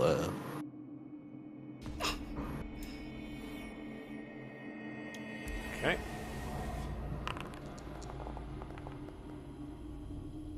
There you go. There's 2 successes for you. And I haven't got any focuses either, have I? Not really. Oh, why did I roll That 2? was 2. I was supposed to roll another one. Oh, Okay. Oh, it doesn't matter. We'll put the momentum where he would have had. Okay. Back. No problem. In which case, I asked for 3, you gave me 4, so let's go with... You managed to unlock the shuttle. Okay, I'm going to start sabotaging this vessel. Before you sabotage it, shall we see Yeah. if we can get any logs or data from this? I do like the idea of sabotage, though, just so... Okay. I can try and hack into the system. Hang on a second, what have I done? Something has gone funny here. Give me a second, something odd is occurring. I'm hearing a tapping sound. Oh, Yeah. I thought somebody was trying to communicate with us by Morse Morse code. code? No, I was just tapping on my desk because I'm bored. Wait, you I guys do are apologize. Anymore?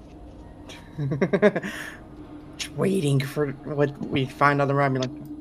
While Hopkins is like over here just exploring. You know, Oh, I know what's happened. Whoops-a-daisy, my mistake. I didn't empty the combat tracker. So it's doubled. I've got 2 instances of all of your characters inside of this, so I'm going to have to remove those who should not be here. Right, there's that, everybody. Phlesc, Trasa, Tavish. Right, everything's fine again. Whoosh. Alright, you do manage to unlock the shuttle. Yes, you haven't gone in yet. I'm going in. Alright. In which case, you're going to get shot at. And you had no idea he was there because you didn't even look or try, so this is going to be a difficulty 2.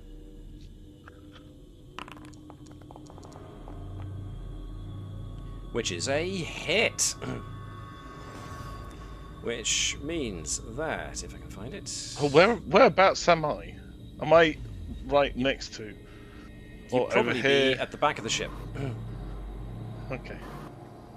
And then a disruptor pistol shot slams into you, doing 4, actually, which is reduced down to 3 because of the EVA suit. So you've taken an intensity 3 injury, unless you want to spend stress. I'll spend stress. So 3 To stress. just Yeah. dodge out the way. 3 stress. There you go. As we slip into an encounter.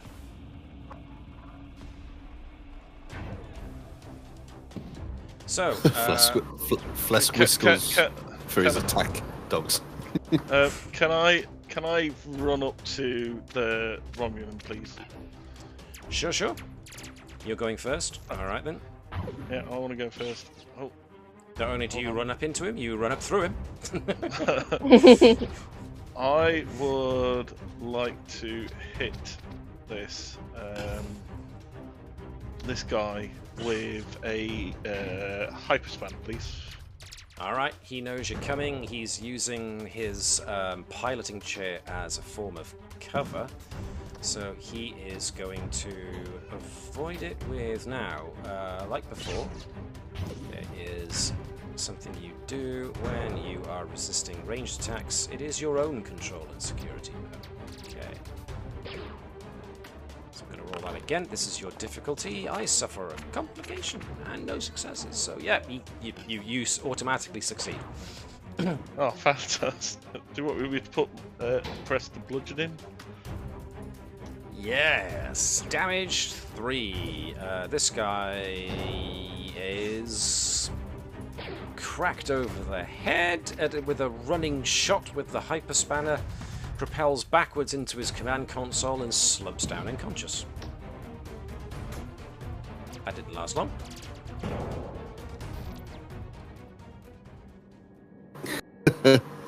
Nicely done.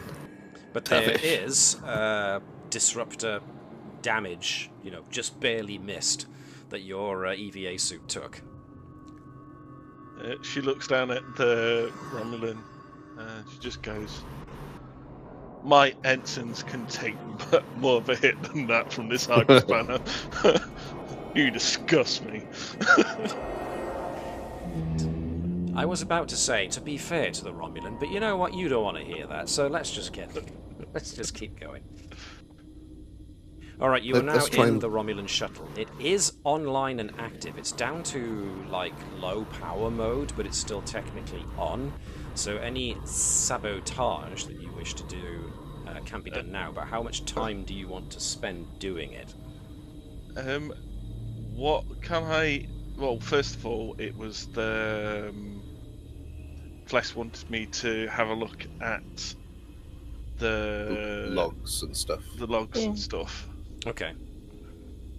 Recent logs indicate a boarding party of... Let's see, there's the pilot. There is... Oh, shoot. 1, 2... Sorry, I gotta count them now. 3, 4, 5...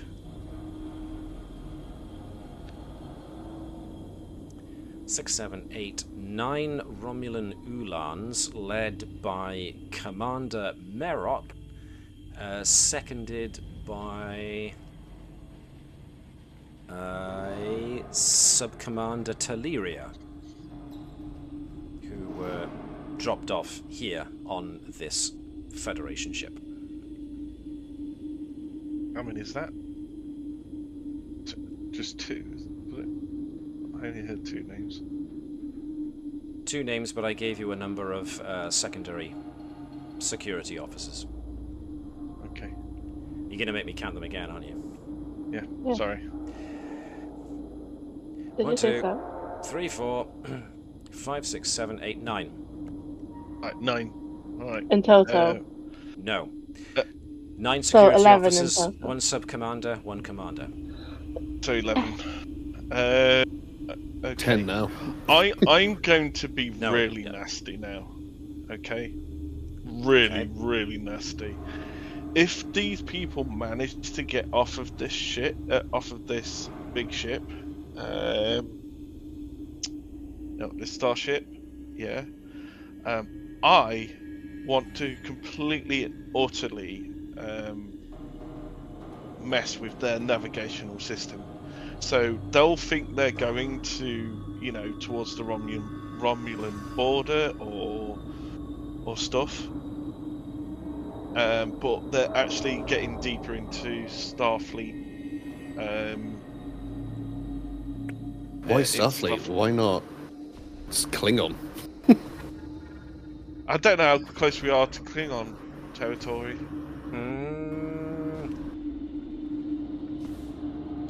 How close? A bit further away. Yeah. So let's put them into Starfleet territory and Relatively speaking. Starfleet territory is closer, yes. Yes. So they'll think they're going one way when in actual fact they're going completely the opposite. Reason and con, difficulty 3.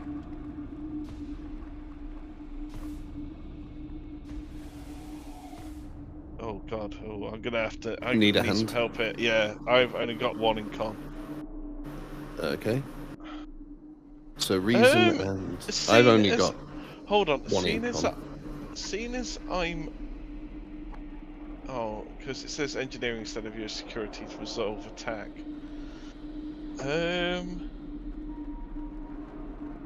Oh no. Okay. All right. I can't change anything here. Okay. I don't think. I like how this is all happening and not once have they tried to figure out where the captain is. Yeah, get the captain Well, in they're here. busy. Get the captain in here. Help us.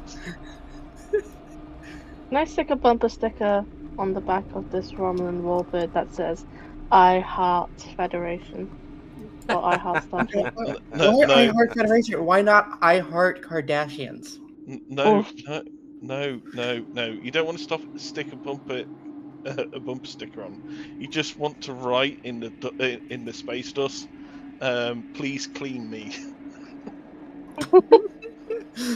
Oh, dude. Oh. Needless to say, writing in dust that's free floating in space, bit difficult. Bumper sticker wise, you didn't think to bring that with you, so you're going to have to replicate it somehow by going back into the shuttle. All of which takes time.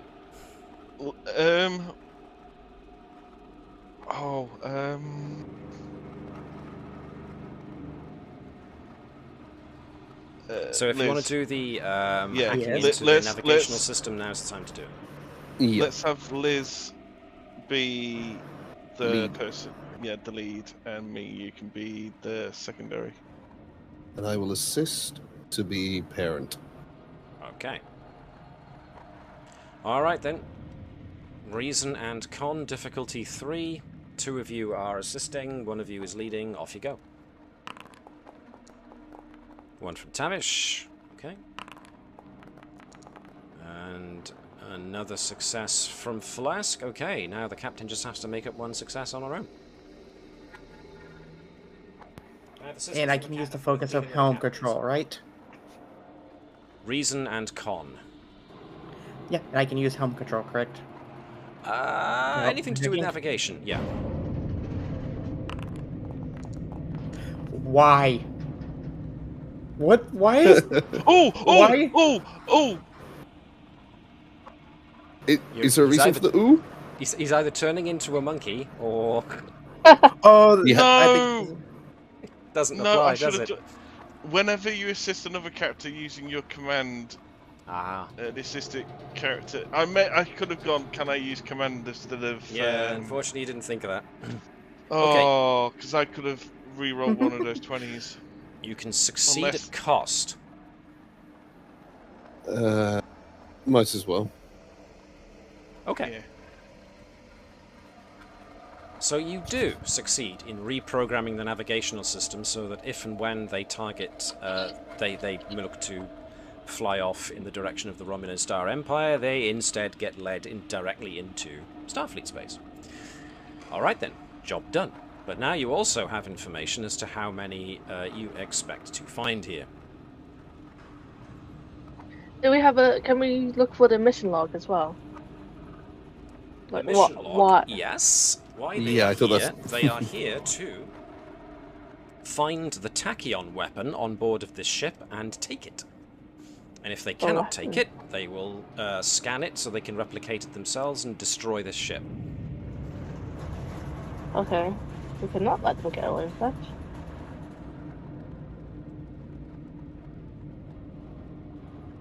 So, what you going to do?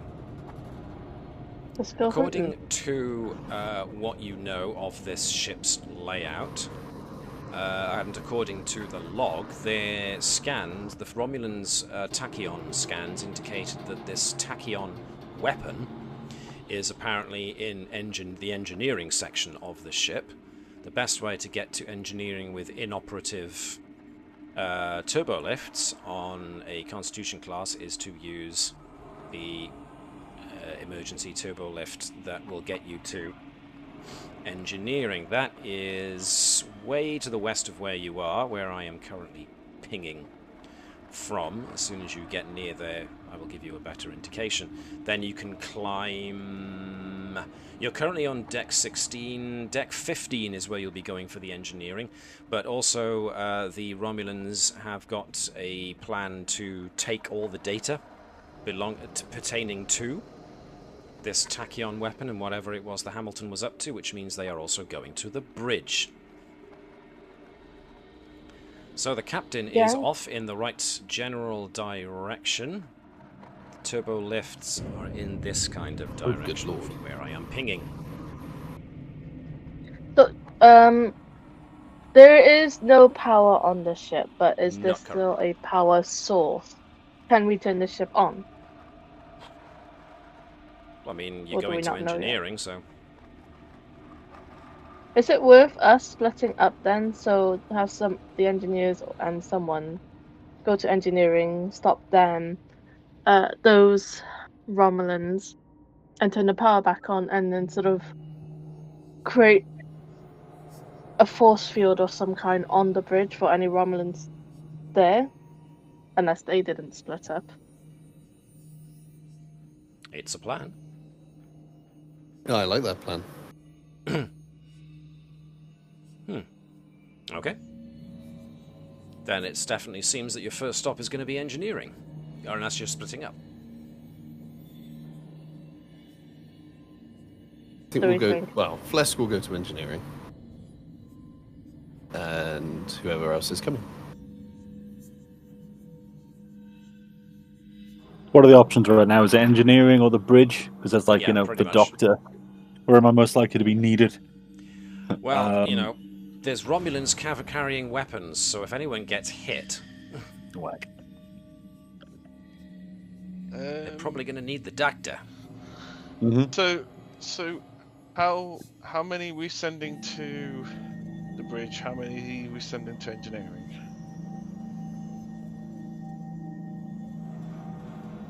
It's a question. There has to be 2 and 3. Or someone wants, Gerkow can Gerkow it and go solo to the... No, that's a bad idea. Alright, let's send... we'll send you 3 up to the bridge, is to engineering. If needs be, me and Phlesc, you know, have got it.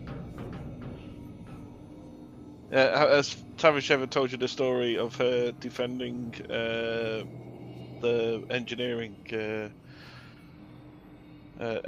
department on the combs with just hyperspanners and apparently balls as well? We Yes. think it's a tall tale because we've seen her with ladders. And anything to jump into.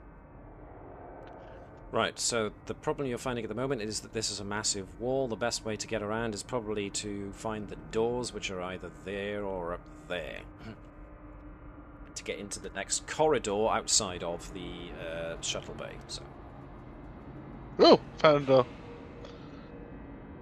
Oh, found a door. that's not the way you want to go. I mean, turbo lift is up this way.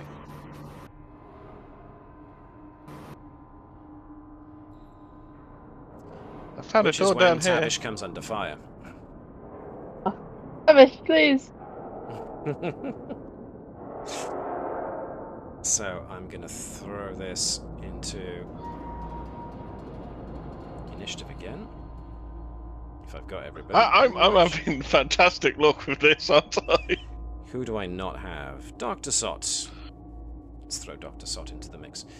Begin encounter. More Romulans. You are just blithely wandering through as the Romulans are laying traps.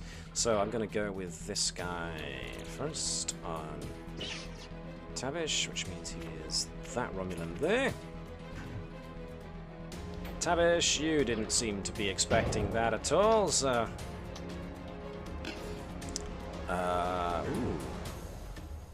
None of his qualities apply. This Romulan is wielding a disruptor rifle. So he's brought out the big guns, but luckily... Can I ask, why is Gerkow got all the way here suddenly? Because, as it turns out, Connie was looking for where to go. It's just, when I was pinging here, Connie didn't realise the door for it was down there. So it does make a kind of sense. Let me get Dr. Sott to catch up with you two. Right, so that was that Romulan. Now it is you guys' turn. So who of you is going first? Come on. Oh, Tavish, go, by all means. Oh Tavish god, goes there's next. another one. Yep, there's two of them. I can do this. Alright. Ooh, I roll pants, so you get one success from me to be the difficulty of hitting him. What is it? Control and It's security. daring and security if you are using the hyper spanner. Yeah.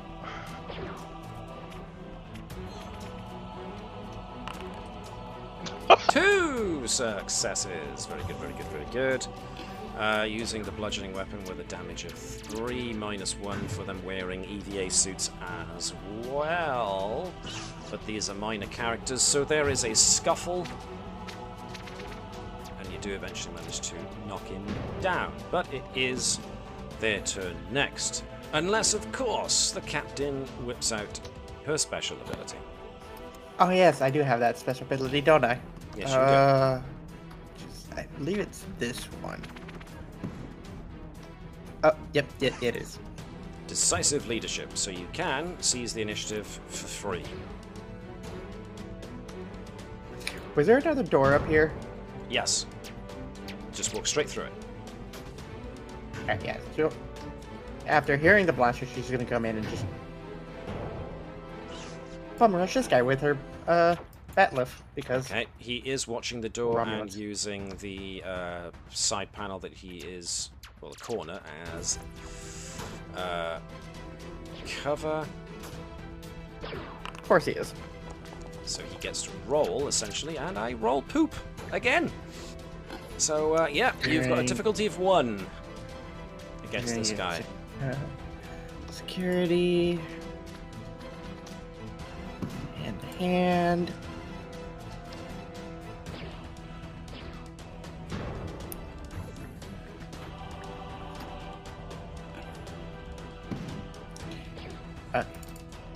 And 3 successes, 2 over and above what you needed.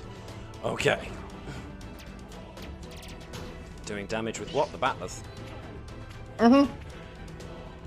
Alrighty, damage of 3, lock dropped down to 2 because of EVA suit, and I am going to say this guy's defeated too.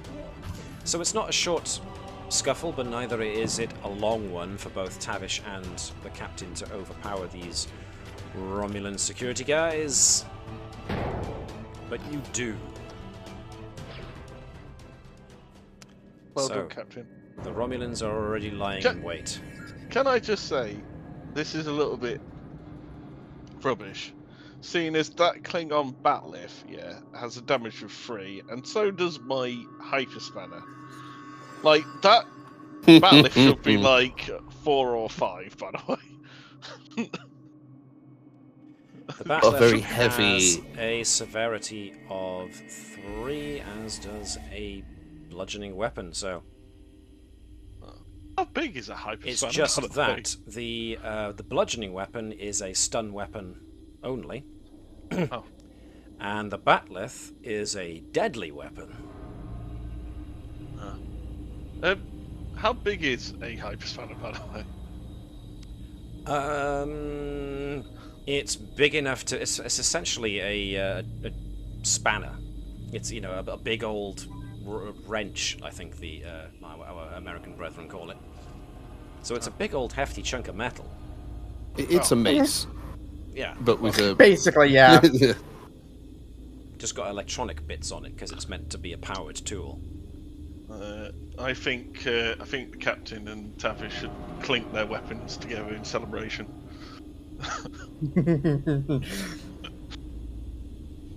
Oh no, she will. And she like, so that's 2 Romulans down. Multiple more to go. Every day I keep on becoming a little bit more Klingon. I think I need to go and see the council at some point. Right, so this is the turbo lift access tube that you're going to need to go up 1 deck to deck 15 for engineering, or go up 15 decks in order to get to the bridge. Oh no, engineering, much closer. Are we splitting up? Are you splitting up? Do we If now you think want to, that the is a captain good does idea? not. Captain does not mind going to the bridge. On your own? Yeah, what's the worst that could happen? With you. Oh. I'll go with the captain. Okay, I'm going to be All spending right, this night all right, pretty look. quick then. All right. take the doctor as well. Let the engineers engineer. Considering Yeah. someone just said what could possibly go wrong, I feel compelled to go with that party Yeah. because they're going to need it the most. When has the This- captain ever needed help? Oh, so you don't want help? Okay, noted. Every Everybody time here they say heard something that, like right? that, you add like 1 to our threat pool, I swear. No, all I'm doing is making him want to use his threat against us. At least me. can we stop trying to bait the GM? Bait the please? GM. Alrighty, if we're doing this, let's do it. No. I've baited you enough in this No, game. no, it's Please. Liz's turn now. All right, I was being nice. I was being standard. If this is where we're gonna go, then okay. Alrighty. All right. You know what? I'm gonna do it right now. Your tricorders beep as you get the energy. You get an energy spike. There's something going on in engineering Oh no. right now. Party? All right, let's go. First, come on. So, are you still splitting up? Alright, so we go into engineering. Yeah. Just hold fire in this area, because engineering is one Okay. more deck up, and it's on a different map, so I have to get you there. Are you still splitting up? Well, that was the plan. Yeah. Alright. So, 3 of you have got a long climb ahead of you, so I'm We're going to probably walk going to right end into the up... warp bridge, aren't we? Yeah, you're going all the way up to deck 1, you're on deck 16, just as a matter of... you know... We get an idea of where you are supposed to be... Hey, right, Matt. it's that turbo lift shaft. Yes. Have the combs got any dorsile tribbles? Docile tribbles. Not that you told me you had. Oh. And We those could- 3 we have could've got a been- long climb going all the way up to deck 1. So, noted. Could have beamed tribbles into engineering as a distraction. Fully trained attack tribbles. Totally a thing. I now know what my new science Oh, God. project's gonna be for next Of episode. all the species, I think the Klingons would be the least likely to be touching tribbles. Oh yeah, if you want to bring tribbles onto your ship, there's going to be interesting times ahead for you. In the meantime, however, I'm going to bring us straight to engineering. So, to Liz, Chris, and Connie, I'm going to have to ask you to wait a bit. Because what's going to happen to these guys is going to happen first, because they're going to get there first. So we may as well resolve this first. So, engineering, deck 15, you are here. You've come out this way. You can't see much, but the best possible way to get there is probably around this corner here. How about you wait, Phlesc? Well, you know, if you get moving, there we are. This way next. According to what you remember of the old Constitution classes, the main core is this way. I feel like our GM's Rushing? Yes. Round a corner and you get to the main core, which is over here. Now, Tavish, with her historical engineering, is having a bit of a moment. You're in the warp core section of a Constitution class ship. But there is a sinister beeping coming from over here. What? Oh. That's all right. We got this. Approaching engineering, you hear the unmistakable hum of an active warp core still powering the ship. Continuing signs of the ship's deterioration give you pause, however. Panels hang loosely from the walls with only thin, worn wiring to hold them up. Most of the consoles here are malfunctioning or not working at all. The consoles that appear to be functioning, however, risk shorting out at any moment. And of particular concern is the fact that a cylindrical device appears to be attached directly to the antimatter intermix valve. Right by here. So, we're disabling that right away. the device is approximately 2 meters in height, 1 meter in diameter, very similar in appearance to a photon torpedo if it was stood on its end. So you could try diffusing the device, or you could have a look at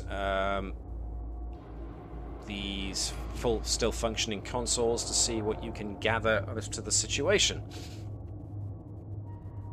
I would prioritize diffusing the device. Actually, how long have we got? Does it give us a countdown? Ooh, now you're talking.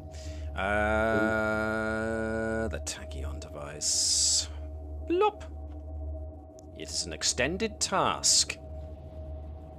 You have 9 turns, essentially, to defuse the device.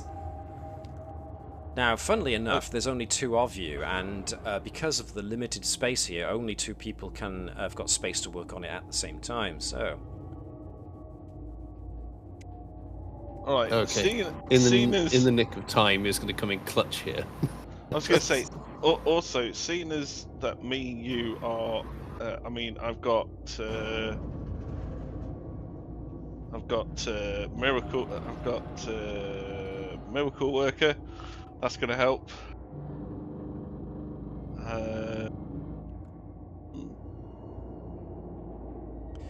So, in order to disable this device, you have got 9 intervals with which to do it, reason and engineering to try and do it. The starting difficulty is going to be 3.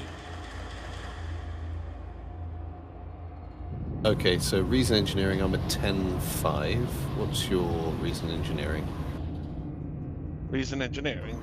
11.5. Alright, you lead. I'll support. Okay. Let's start this off strong then. So Miracle Worker, Starcross.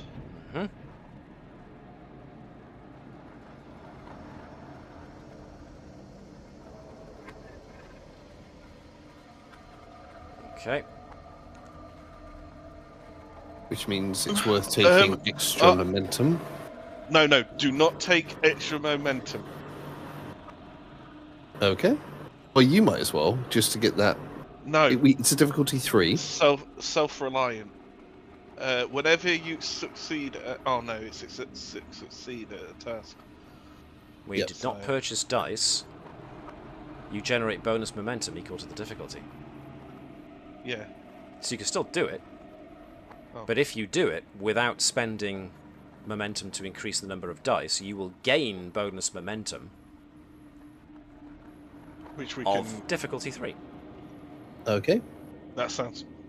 I am using the Starcross. To double your focus range, yep, okay. Let's remember to tag dedicated focus.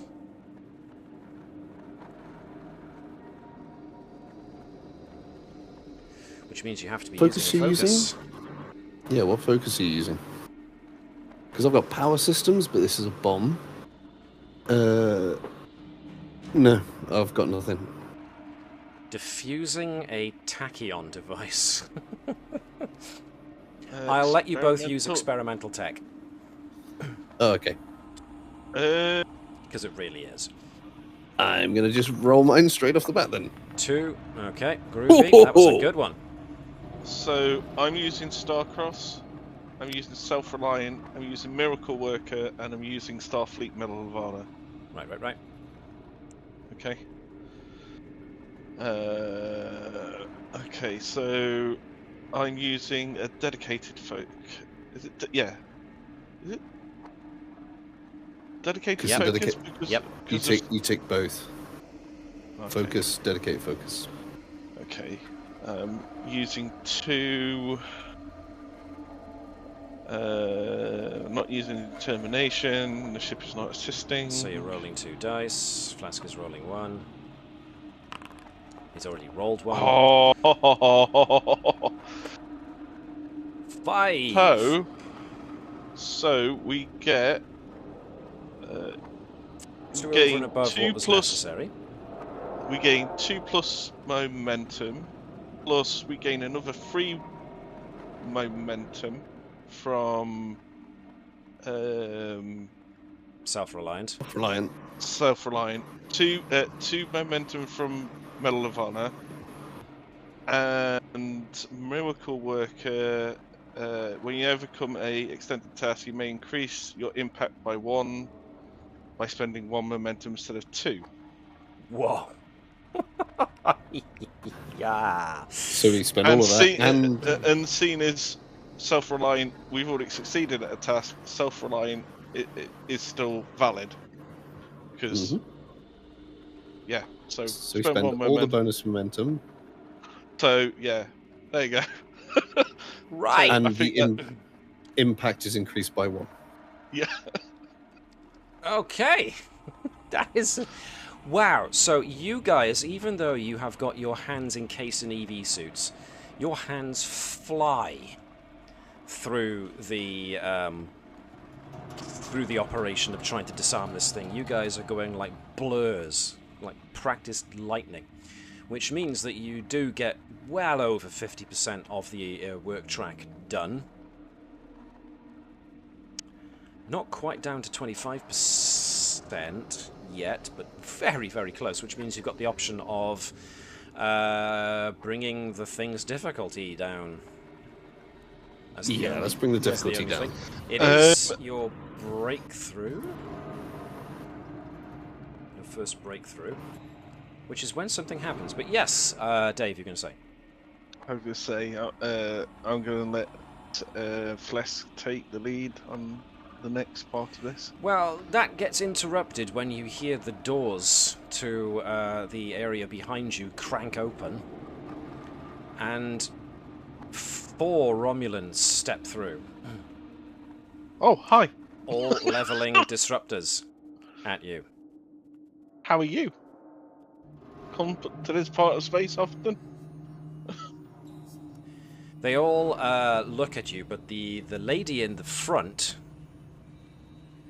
looks at the device, looks at you, and then just says, "Please kindly step away from the device."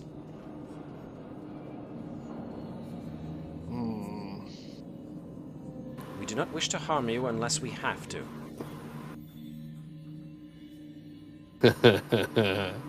How's that hyperspanner looking? Yeah, seems good. You both seem to have the ranks of commander, therefore I will give you this commander to commander. Nobody needs to get hurt here, neither Romulan nor human or Denobulan.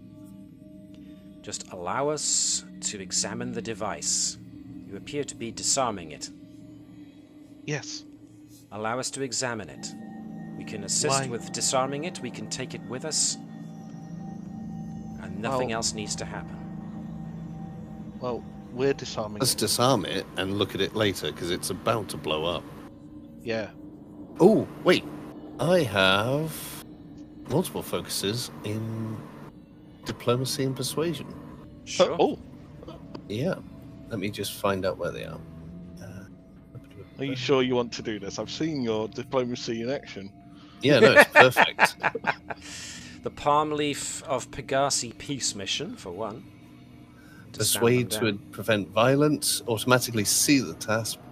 So, by spending momentum equal to the task difficulty. So, I'm going to persuade them to, put the phasers down, let us disarm it, then we'll look at it. All right, yeah, you've got difficulty 1 at this. Oh, there we go. Boom. You remove momentum from the pool. Okay, cool. Roll your dice. That automatically succeeds. Oh, it automatically succeeds? Okay, in which case, yeah, the sub-commander steps forward and agrees to help out. There's 3 of them. Well, there's 4 in total, yeah. Hey, I could take out 1, but I can't take out all. So the sub-commander puts her hand up to hold the other 3 Romulans from coming up, and Sub-Commander Teleria is essentially willing to aid in the process of defusing the tachyon device. Okay. So you guys can roll a second time to try and deactivate this thing. Difficulty 2 now. Difficulty 2. Phlesc, you taking lead on this then. I'll take the lead. So you can start using your stuff. Though Miracle Worker will still work. Yep. Starcross. Okay. Starfleet Medal of Honor. Okay. In the nick of time, still working. It, but there we are. I can ignore the first complication. So we're gonna star. Cool. Roll. Still experimental tech. I'm also going to steal a momentum. Okay. Okay.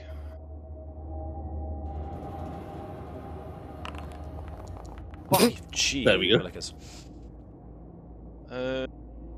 Hold on. And it was 1 extra, wasn't it? Hold on, I haven't rolled yet. I don't think you need to. I want to roll. Okay. Reason and engineering. Yeah, because we're Miracle Worker. Yep.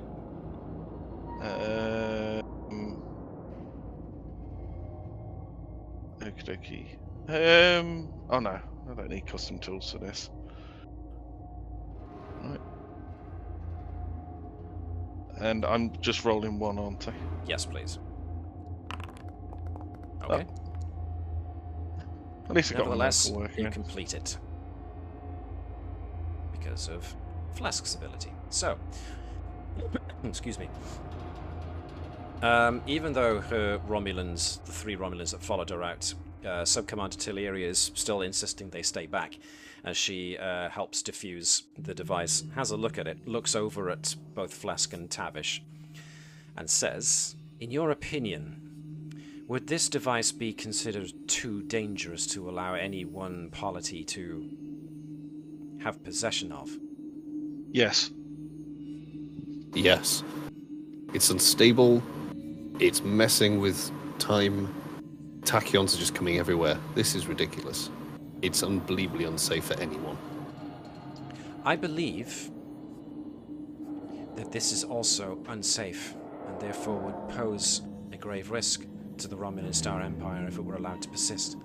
Therefore, I suggest the following. We take scans of the device and leave it at that. Nobody takes possession of this thing. Perfectly honest, I don't think we really should be taking scans of the device. I cannot return to Romulus with nothing. Though, taking a scan of it would be probably helpful in the future if you do come up with if this is something somebody's made and has a blueprint to. So, indeed, it certainly looks as if your Federation has been guilty of tinkering. But I am not here to discuss blame or anything like that at this moment. All I want is for my crew and I to be able to safely get away from this place and leave this threat behind. And hope that you are just as amenable. Seeing as we're not the only 2 on here, we have 3 people going up to the bridge. Do you have anybody up there? And We also, do, my commander. I've knocked some people out. Also, Phlesc, should I say something? No, let's try and sort this out. I'd also like to see if there's a safe way to dispose of this device. Yeah, well, seeing as everybody's being nicey, yeah. You're Here, trusting right a now. Romulan. I'm Look, sorry, this is not Phlesc saying that out loud. I'm not trusting a Romulan. I am trying to be diplomatic about this, and going, you know, it's all about shared survival. At the end of the day. Okay. I do not feel I feel bad if I didn't tell them what I did. Okay. So, Tavish in your is... professional opinion, given that there's actual power going on, you could potentially set the core to detonate, which would wipe out this tachyon device and therefore probably solve its problem. Yeah. Okay. Let's suggest that as if they can get a safe enough distance away, we can set this to detonate in like an hour or so. Sub-Commander Okay. Teleria nods. Taffy's going to take Sub-Commander Lyria to the side. She is not going to go to the side with you. She is going to stay right here where she can see her troops. Alright. Then she's going to stand here. Okay. What is it you wish to say to me, Commander? Can you remember a sequence? Elaborate. Can you remember a sequence? You are asking me if I can remember a series of numbers. Yes. To what end? Because you'll need them. For what? Your ship. She looks at Tavish for a moment. I see. Nothing lethal, I hope. No. Very good. Nothing lethal. Very well. Just would have sent you in the wrong direction. That's all. I see. And Wait. seeing as you're being... The shuttle would have gone in the wrong direction. I'm being nice. You're being nice. Then I should really tell you that the shuttle was launched from the warbird we have waiting in orbit around the 10th planet. Oh, okay. Alright. But seeing as you have been good enough to forewarn me of that eventuality, I will give you a forewarning as well. Even though I myself abhor the notion of violence and am not so conditioned against the Federation as most of my brethren, I am willing to walk out of here with all of us with our lives intact if possible, and simply call it even. My commander, however, is bent a little more towards his bias of the Federation and will more than likely not give up the bridge without leaving with the information he desires. If I go to the bridge with you, I might be able to dissuade him from continuing lethal action against anybody else that you have.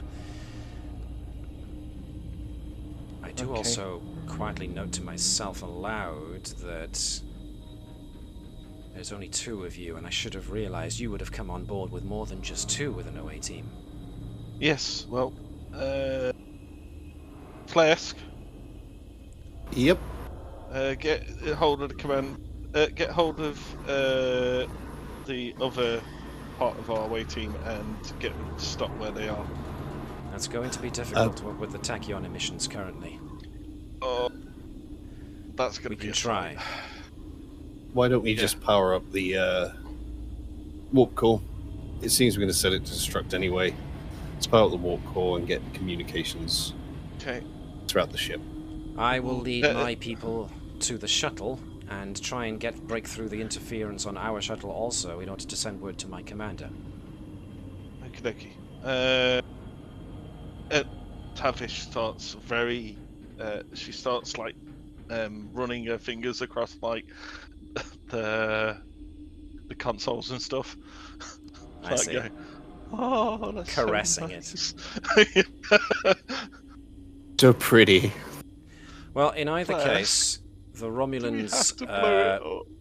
the Romulans vanish off in the direction they were going to go. You two guys are going to be completing your work here, so I'm going to I'm going to take us to the bridge. But not immediately, because Captain Trasa, Dr. Sott, and Commander Gerkow are busy trying to surmount the turbo lift, which is an extended task all of its own. Ladders on Ladders. At least we don't have Tavish. Oh, you know Ladders what? have not been kind to this group, but let's see if you can manage it.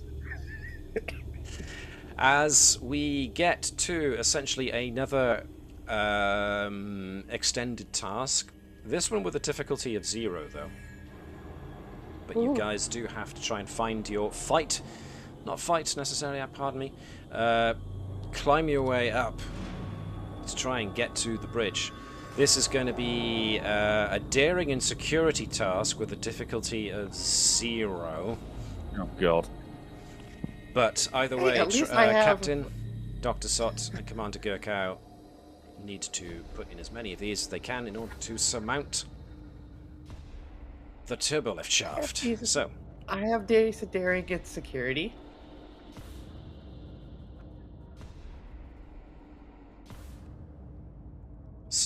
whomever... So you can either have Sott and Gerkow maybe aid Trasa going up, or you can do You boost. individual ones. It's up to you how you want to do it. I would suggest an aid if Dr. Sott and Commander Gerkow aren't confident about their ability to use daring and security. I mean, Gerkow is confident. Pretty good. Not sure about Dr. Sott though. So what do you want to do? I think, Sott waits to catch and provide medical aid. yeah. Sott will aid. Sott Yeah. will aid. Gerkow will go independently. Okay, does Sott want to aid the captain or Gerkow? Probably Gerkow at this point, I would have thought, because the captain's got pretty good security. Yeah, I'll let Gerkow in that case. Okay, let's go with those two first then, Gerkow and Sott, to see how well you do. Okay, I'll do my single roll. Okay, groovy. Strangely enough, they didn't train you in medical school as a focus for climbing ladders, as we have discovered more than once before. Okay, so that was 1 over what you needed. We are using Gerkow's security of 3, as how much damage we do. You have 1 over and above what you got. It takes 2, unfortunately, to bump your progress up any further. So that one, unfortunately, that one extra gets lost. But that's when the 2 Romulans, who are stationed at the top of the shaft with the bridge door open, are now poking their weapons down and are having a shoot at you guys as you're coming up. So they have a slight advantage in great. being higher up. So this I one have to is... climb a ladder under fire. That's You great. get to climb a ladder under fire, as if ladders enough were not a destructive enough force to us before. Now we're going to be getting shot at. And I actually rolled surprisingly well there, so that is a 3. The captain, now struggling whilst coming up, is going to be a difficult one, but it is feasibly possible. So if the captain wants to try and avoid this, it is going to be control and security to essentially evade.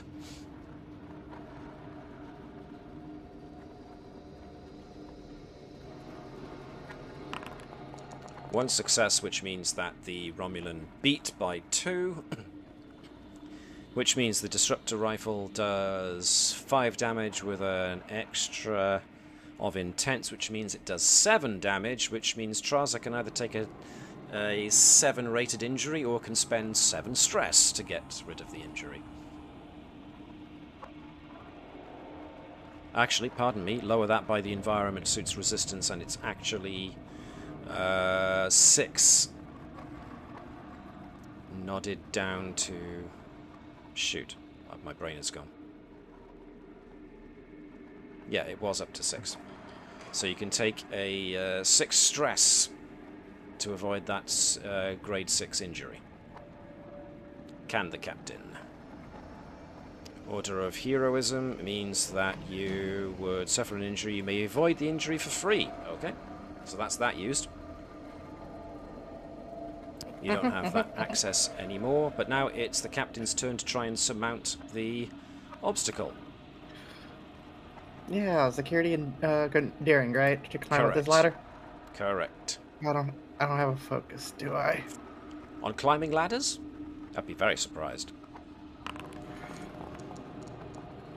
1 success, which means you got 1 over and above what you needed to actually succeed, but again, nothing that can be banked. It's going to be using your security of 5, 2, 3, 4, 5, so you are very near the top. You're over halfway up. You're probably at 25% less, which means that you are very, very, very close. But that does give the next Romulan time to shoot at either Dr. Sott or Commander Gerkow. I am going to roll randomly to see who it is. 1 for Sott, 2 for Gerkow, 2 for Gerkow. So again, Gerkow can try and avoid this by rolling control and security. Well, the Romulan... What am I doing? I need... Romulan shooty music.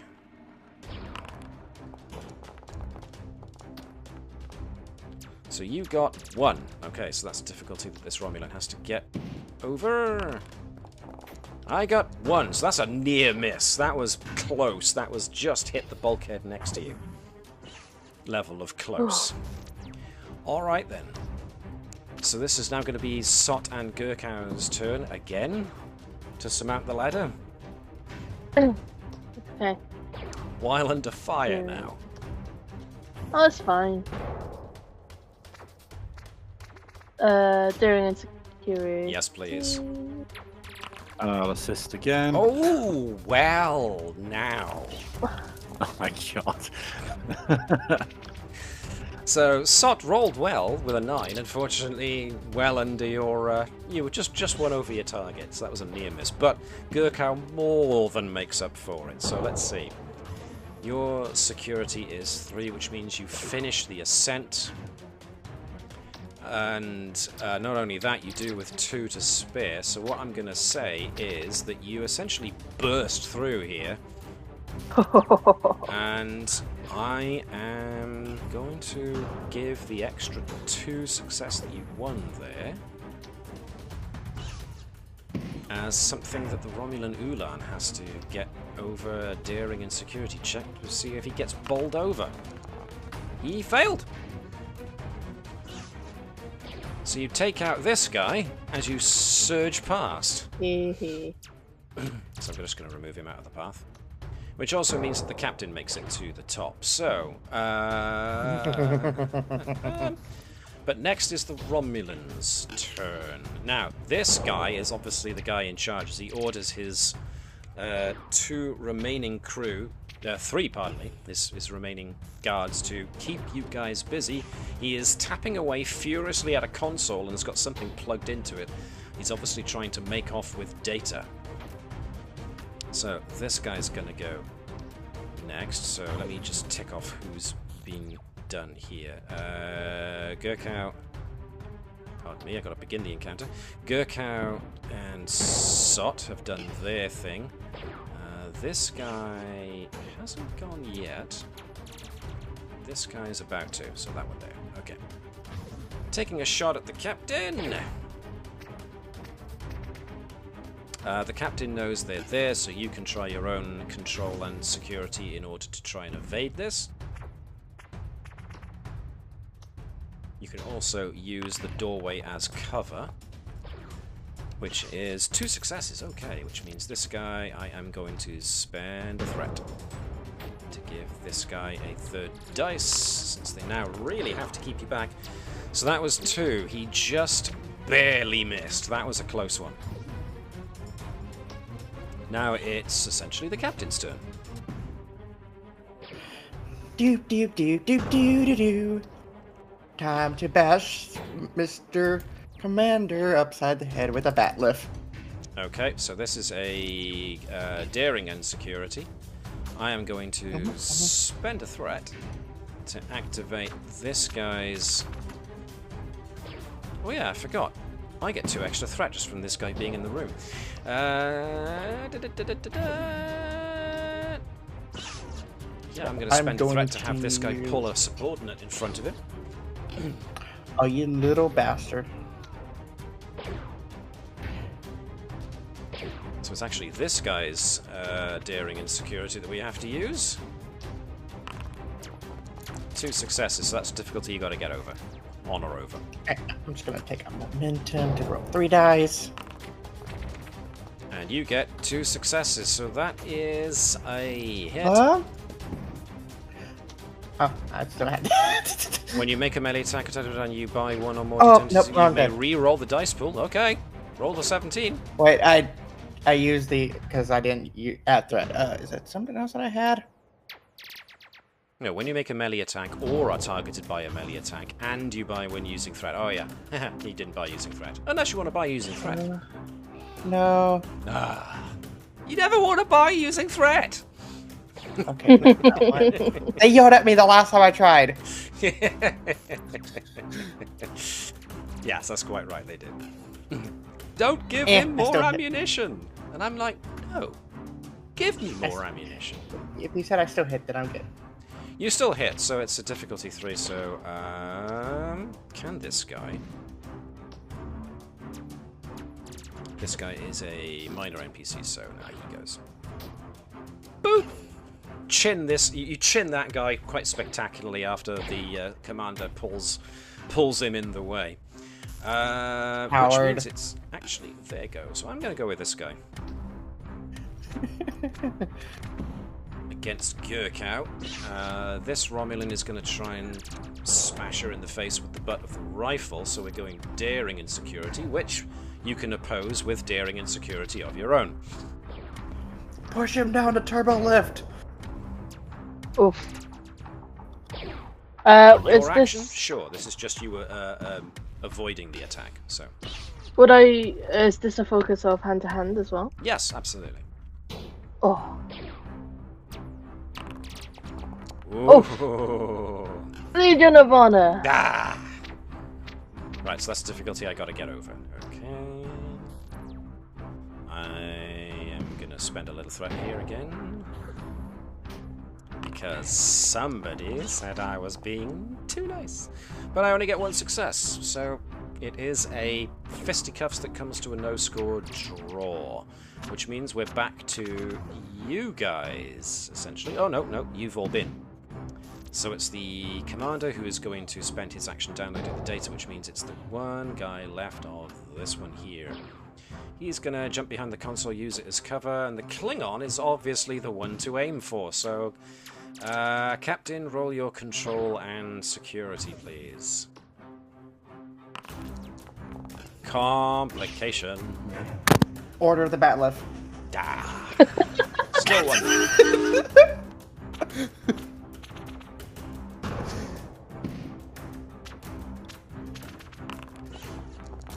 I get 3 successes. 2 over and above what was necessary, both of which I am adding to the damage of the disruptor rifle, making it a 7. -1 for your suit, so that's a 6. Alright. That is that one done. We are next round. So, actually, why didn't it reset everybody's doodads? Next round. There we go. Everyone's back. So one of you can go first. Who's it going to be? Then I'm going to nominate the captain. She's on a roll, so... Yeah, I'm going to bash this guy upside the head. Actually, you know what? Alright. I'm gonna wrestle him. I'm gonna... Nope. I'm gonna hit him with the bat lift because I'm pissed. Cool. I'm gonna spend threat. Does he pull somebody in front of him again, Nope. like a coward? Nope, this time he's defending himself. Cool. I'm As gonna he use my pulls out star a cross. whacking great knife. And so his defense is 3. Okay. I'm gonna use my star cross to give me the double focus range. Cool. Use another momentum to get 3 dice. Okay. 4 successes. Okay. Which means you are using the Batleth, which has a damage of 3, but you essentially get 1 back to the momentum pool for getting 1 over the target number. You have intense, so you can spend any number of momentum on upping the damage. Nah, it's just gonna beat the 3 damage with deadly. He is going to spend his own personal threat to negate that, so yep, he's still standing. Now it's one of them, unless of course you want to seize the initiative. You know what? We can. Gerkow, go. Gerkow, go! Okay, let's see. Because I love having that one talent, decisive leadership. Oh yeah, it's probably the smartest one to take for any captain or commanding officer. I'm happy to just assist whatever Gerkow's doing. For me, it's just a victory if I don't trip into a Romulan disruptor. Okay, no, that's fair. Sott can use his action to assist Gerkow, so yeah, that's absolutely fine. So yeah, whatever Gerkow wants to do. How is Dr. Sott aiding? You got this, Gerkow. Go on. Is he just shouting potential assistance? Yeah. I definitely Alright, see a distraction. Oh yeah. Presence. Hey, your mother was a Reman. Excellent. Presence and command, please. I want you to roll as your 1 dice of aid. Command. Your mother was a Reman. Fantastic choice. My cultural studies focus. Well, yeah, okay, that'll do nicely, actually. I was an educated burn, you know. Yeah, exactly. You know how to give the cutting Oh, remarks. for God's You sake. do have 1 determination, and it's near the end of the session. You can spend it to reroll. Yeah, you want it. Using the people person. Or always there to lend a hand. Value. Boom. There we are, 2 successes. Actually, that's a good point. I need to roll the Romulans' defense against this, don't I? So just to make it a challenge for you, I'm going to take a... 'cause he really doesn't want to get hit down the elevator shaft.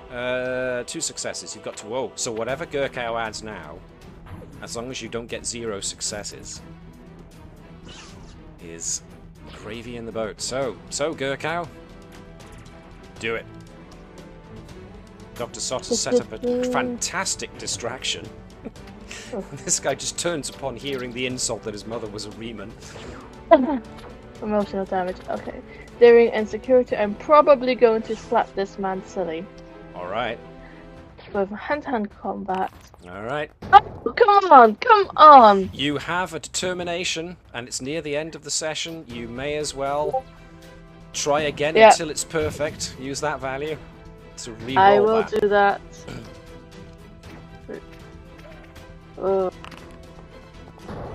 Wow. That's 1 dice. You sure you don't want to reroll the other one as well? Yeah. Let's just, come on. 1 success! There we go! 1 over and above what was necessary. You know what? He's an NPC without a threat pool of his own. He's out of here. The distraction that Dr. Sott gave him was too big, and so Gerkow just smacked him into oblivion. Nicely done. Commander Merrock versus the Captain. Captain, roll daring and security against his attack. To defend against it. Ooh, what did I just do? Daring and security. Okay. Where'd the Captain go? Combat. second order of the Batlift. All right. Your defense is 1. He is going to come at you with a dagger. He is going to use 3 of his personal threat to use his value of I will do whatever it takes to stop the Federation. Of course he will. So he is using determination. He gets 3 successes, which means he knifes you. He gets 2 over and above what was necessary. A dagger has just deadly, so those 2 he can use to add 1 to the damage, which makes it a 3, minus 1 for the cover of your suit, which means 2. Oh, your last bits of stress. If you take another hit, it is injury time. But I know. It is the final Romulan's turn, and he's actually going to shoot Gerkow. No, he's going to shoot Sott because of the Riemann thing, because that was just low, man. But Sott can roll me control and security to see if he can dodge.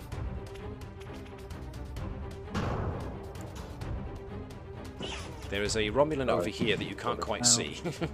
Control, security. 1 or 2 dice, sorry. 2 dice, dodging. because it is your defense against. Oh my god. Nothing? Alright. Nope.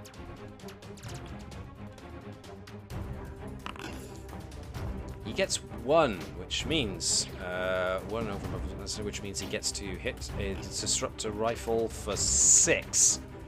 Minus 1 for your suit's defense, so 5. You have a grade 5 injury, unless you want to spend 5 stress to negate it. I got stress for days. Yeah, I'll spend the. So does that put me on 2 there? That puts you on 2. Okay, so that you turn it into a narrow miss. It explodes the console next to you as you just about duck out of the way. Which means he's gone, and so has Commander Merrick, which means we come back around to round 3.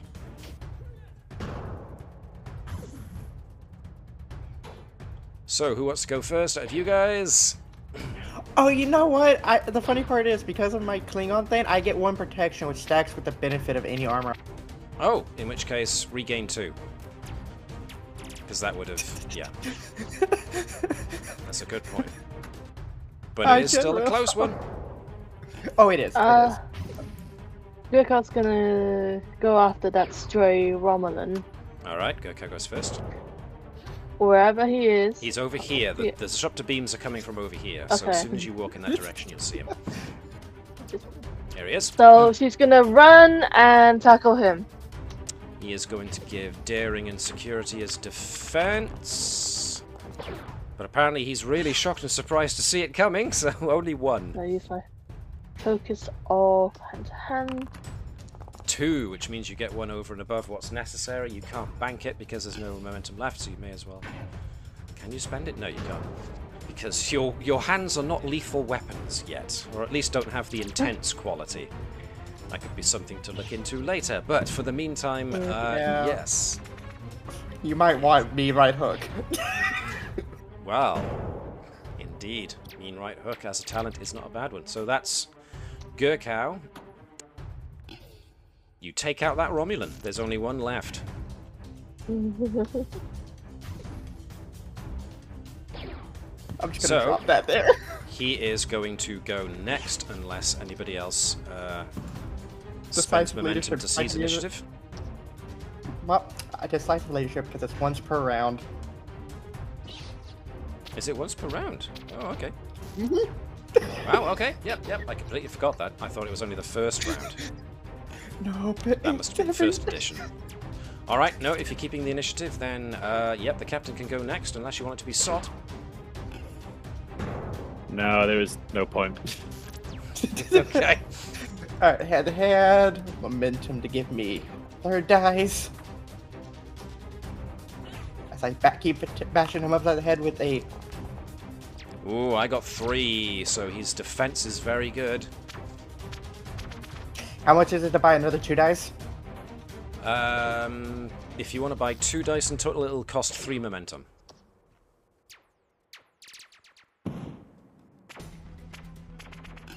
Yeah, I really hate him.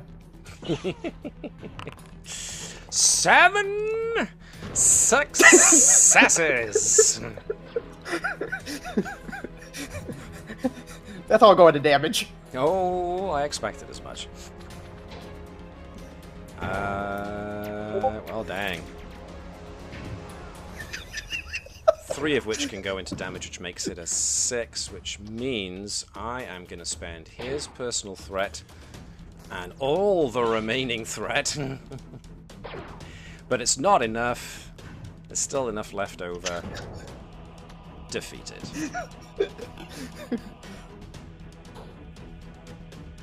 Alright. Sure just looks like Gerkow.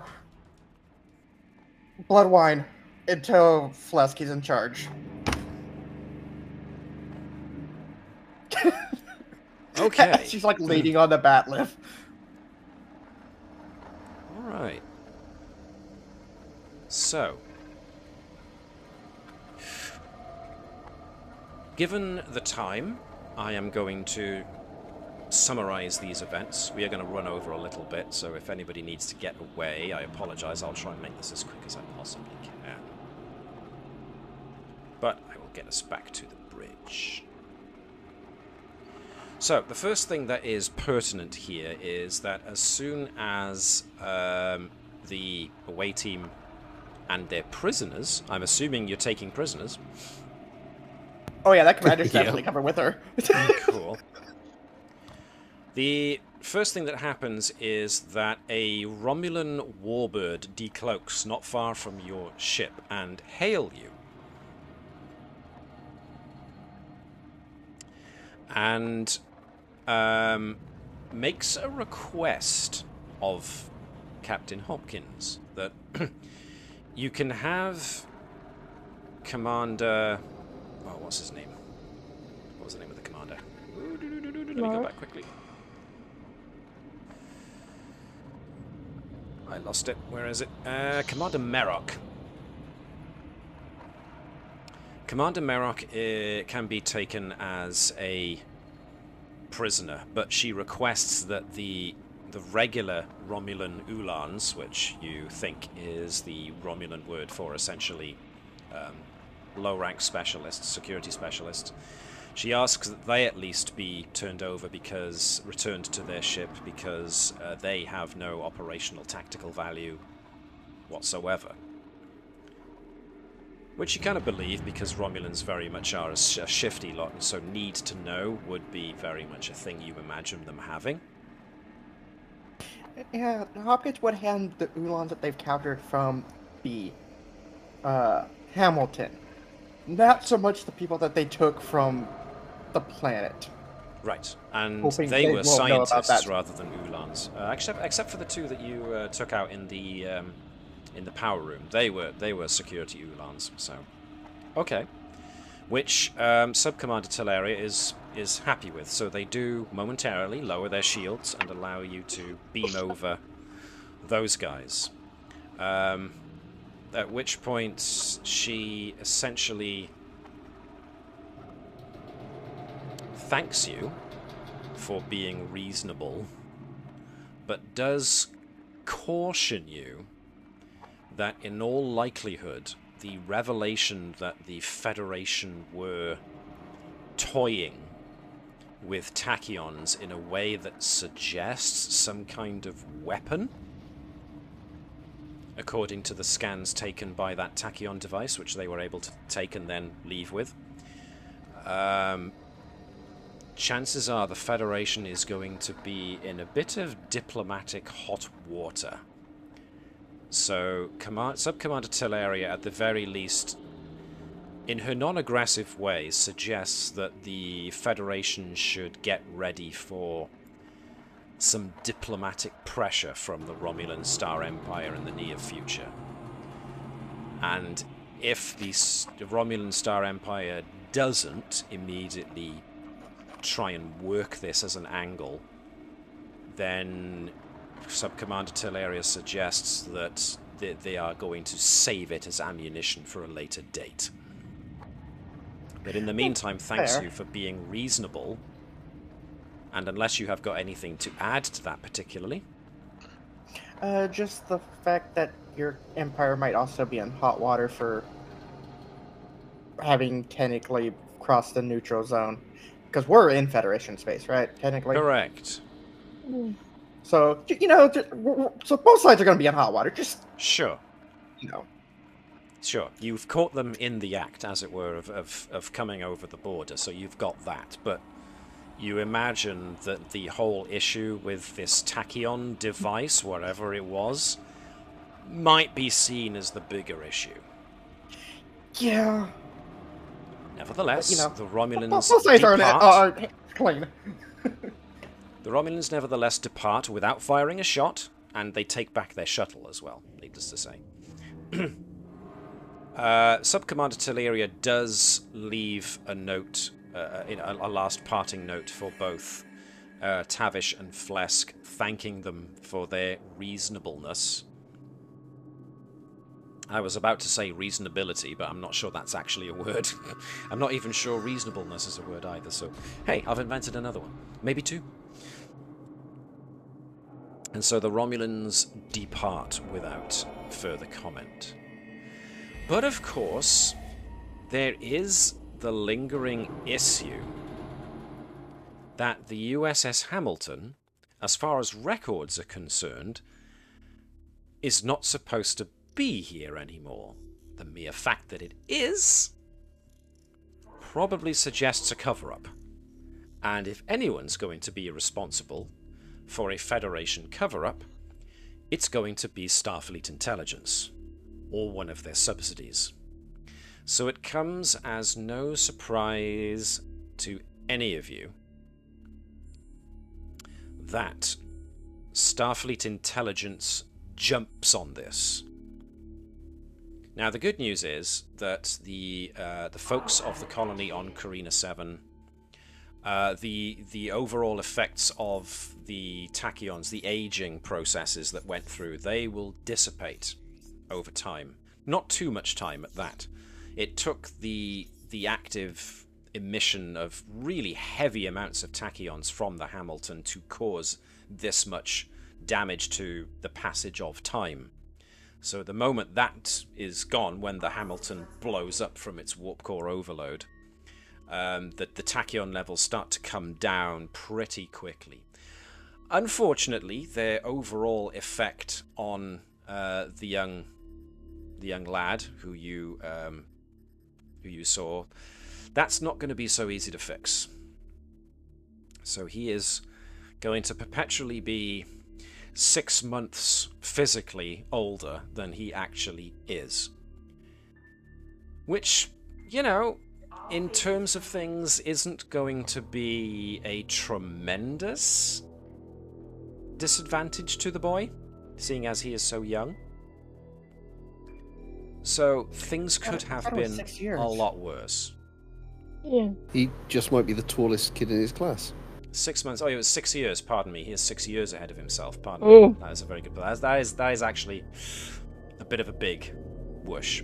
But you know, the Federation being so inclusive as it is, you know, one doesn't imagine it's going to impede his education in any way. And if one imagines the whole school system with regards to bullying is probably not going to be that severe at all with this kid. And the moment he becomes an adult, it's more than likely going to be less of a thing. He's just got 6 extra years on everybody else physically.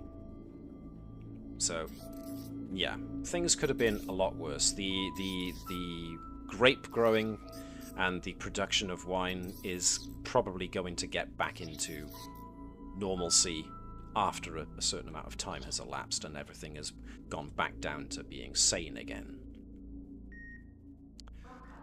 But what were Starfleet Intelligence up to with this tachyon device? That remains to be seen, because naturally Starfleet intelligence are keeping quiet about it for now. So whether something comes up in regards to this is either up to yourselves, or we shall see how we progress. Cavendish Fred's always up to trouble. Oh yes. So, unless there's anything you guys want to mention particularly about how your characters would have maybe seen through the ending of this, whether they wanted to put any requests for support or reprimands in for other people and other agencies, entirely up to you. If you think you would have had a last word about something.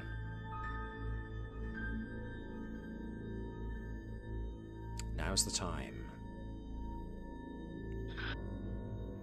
I think not, Gerkow would keep a mental store of this, because that Hamilton, the colony had been affected for a while now, and therefore the Romulans to come in, and they didn't do any cleanup. Only now that we found the Hamilton that they were like, oh, actually, it's ours now. So I think Gerkow would be doing some investigation into this. Okay. Oh. So something to make a note of. Okay. Yes. Gotcha. Anybody else? Then in that case, this is the official end to our episode here. We ran a bit over, I know, but it was mostly summation. Being the end of an episode, we are going to take a break next week, I think, as long as everybody is available in 2 weeks' time on the 23rd. Yep. I think so. Yeah. Okay, excellent.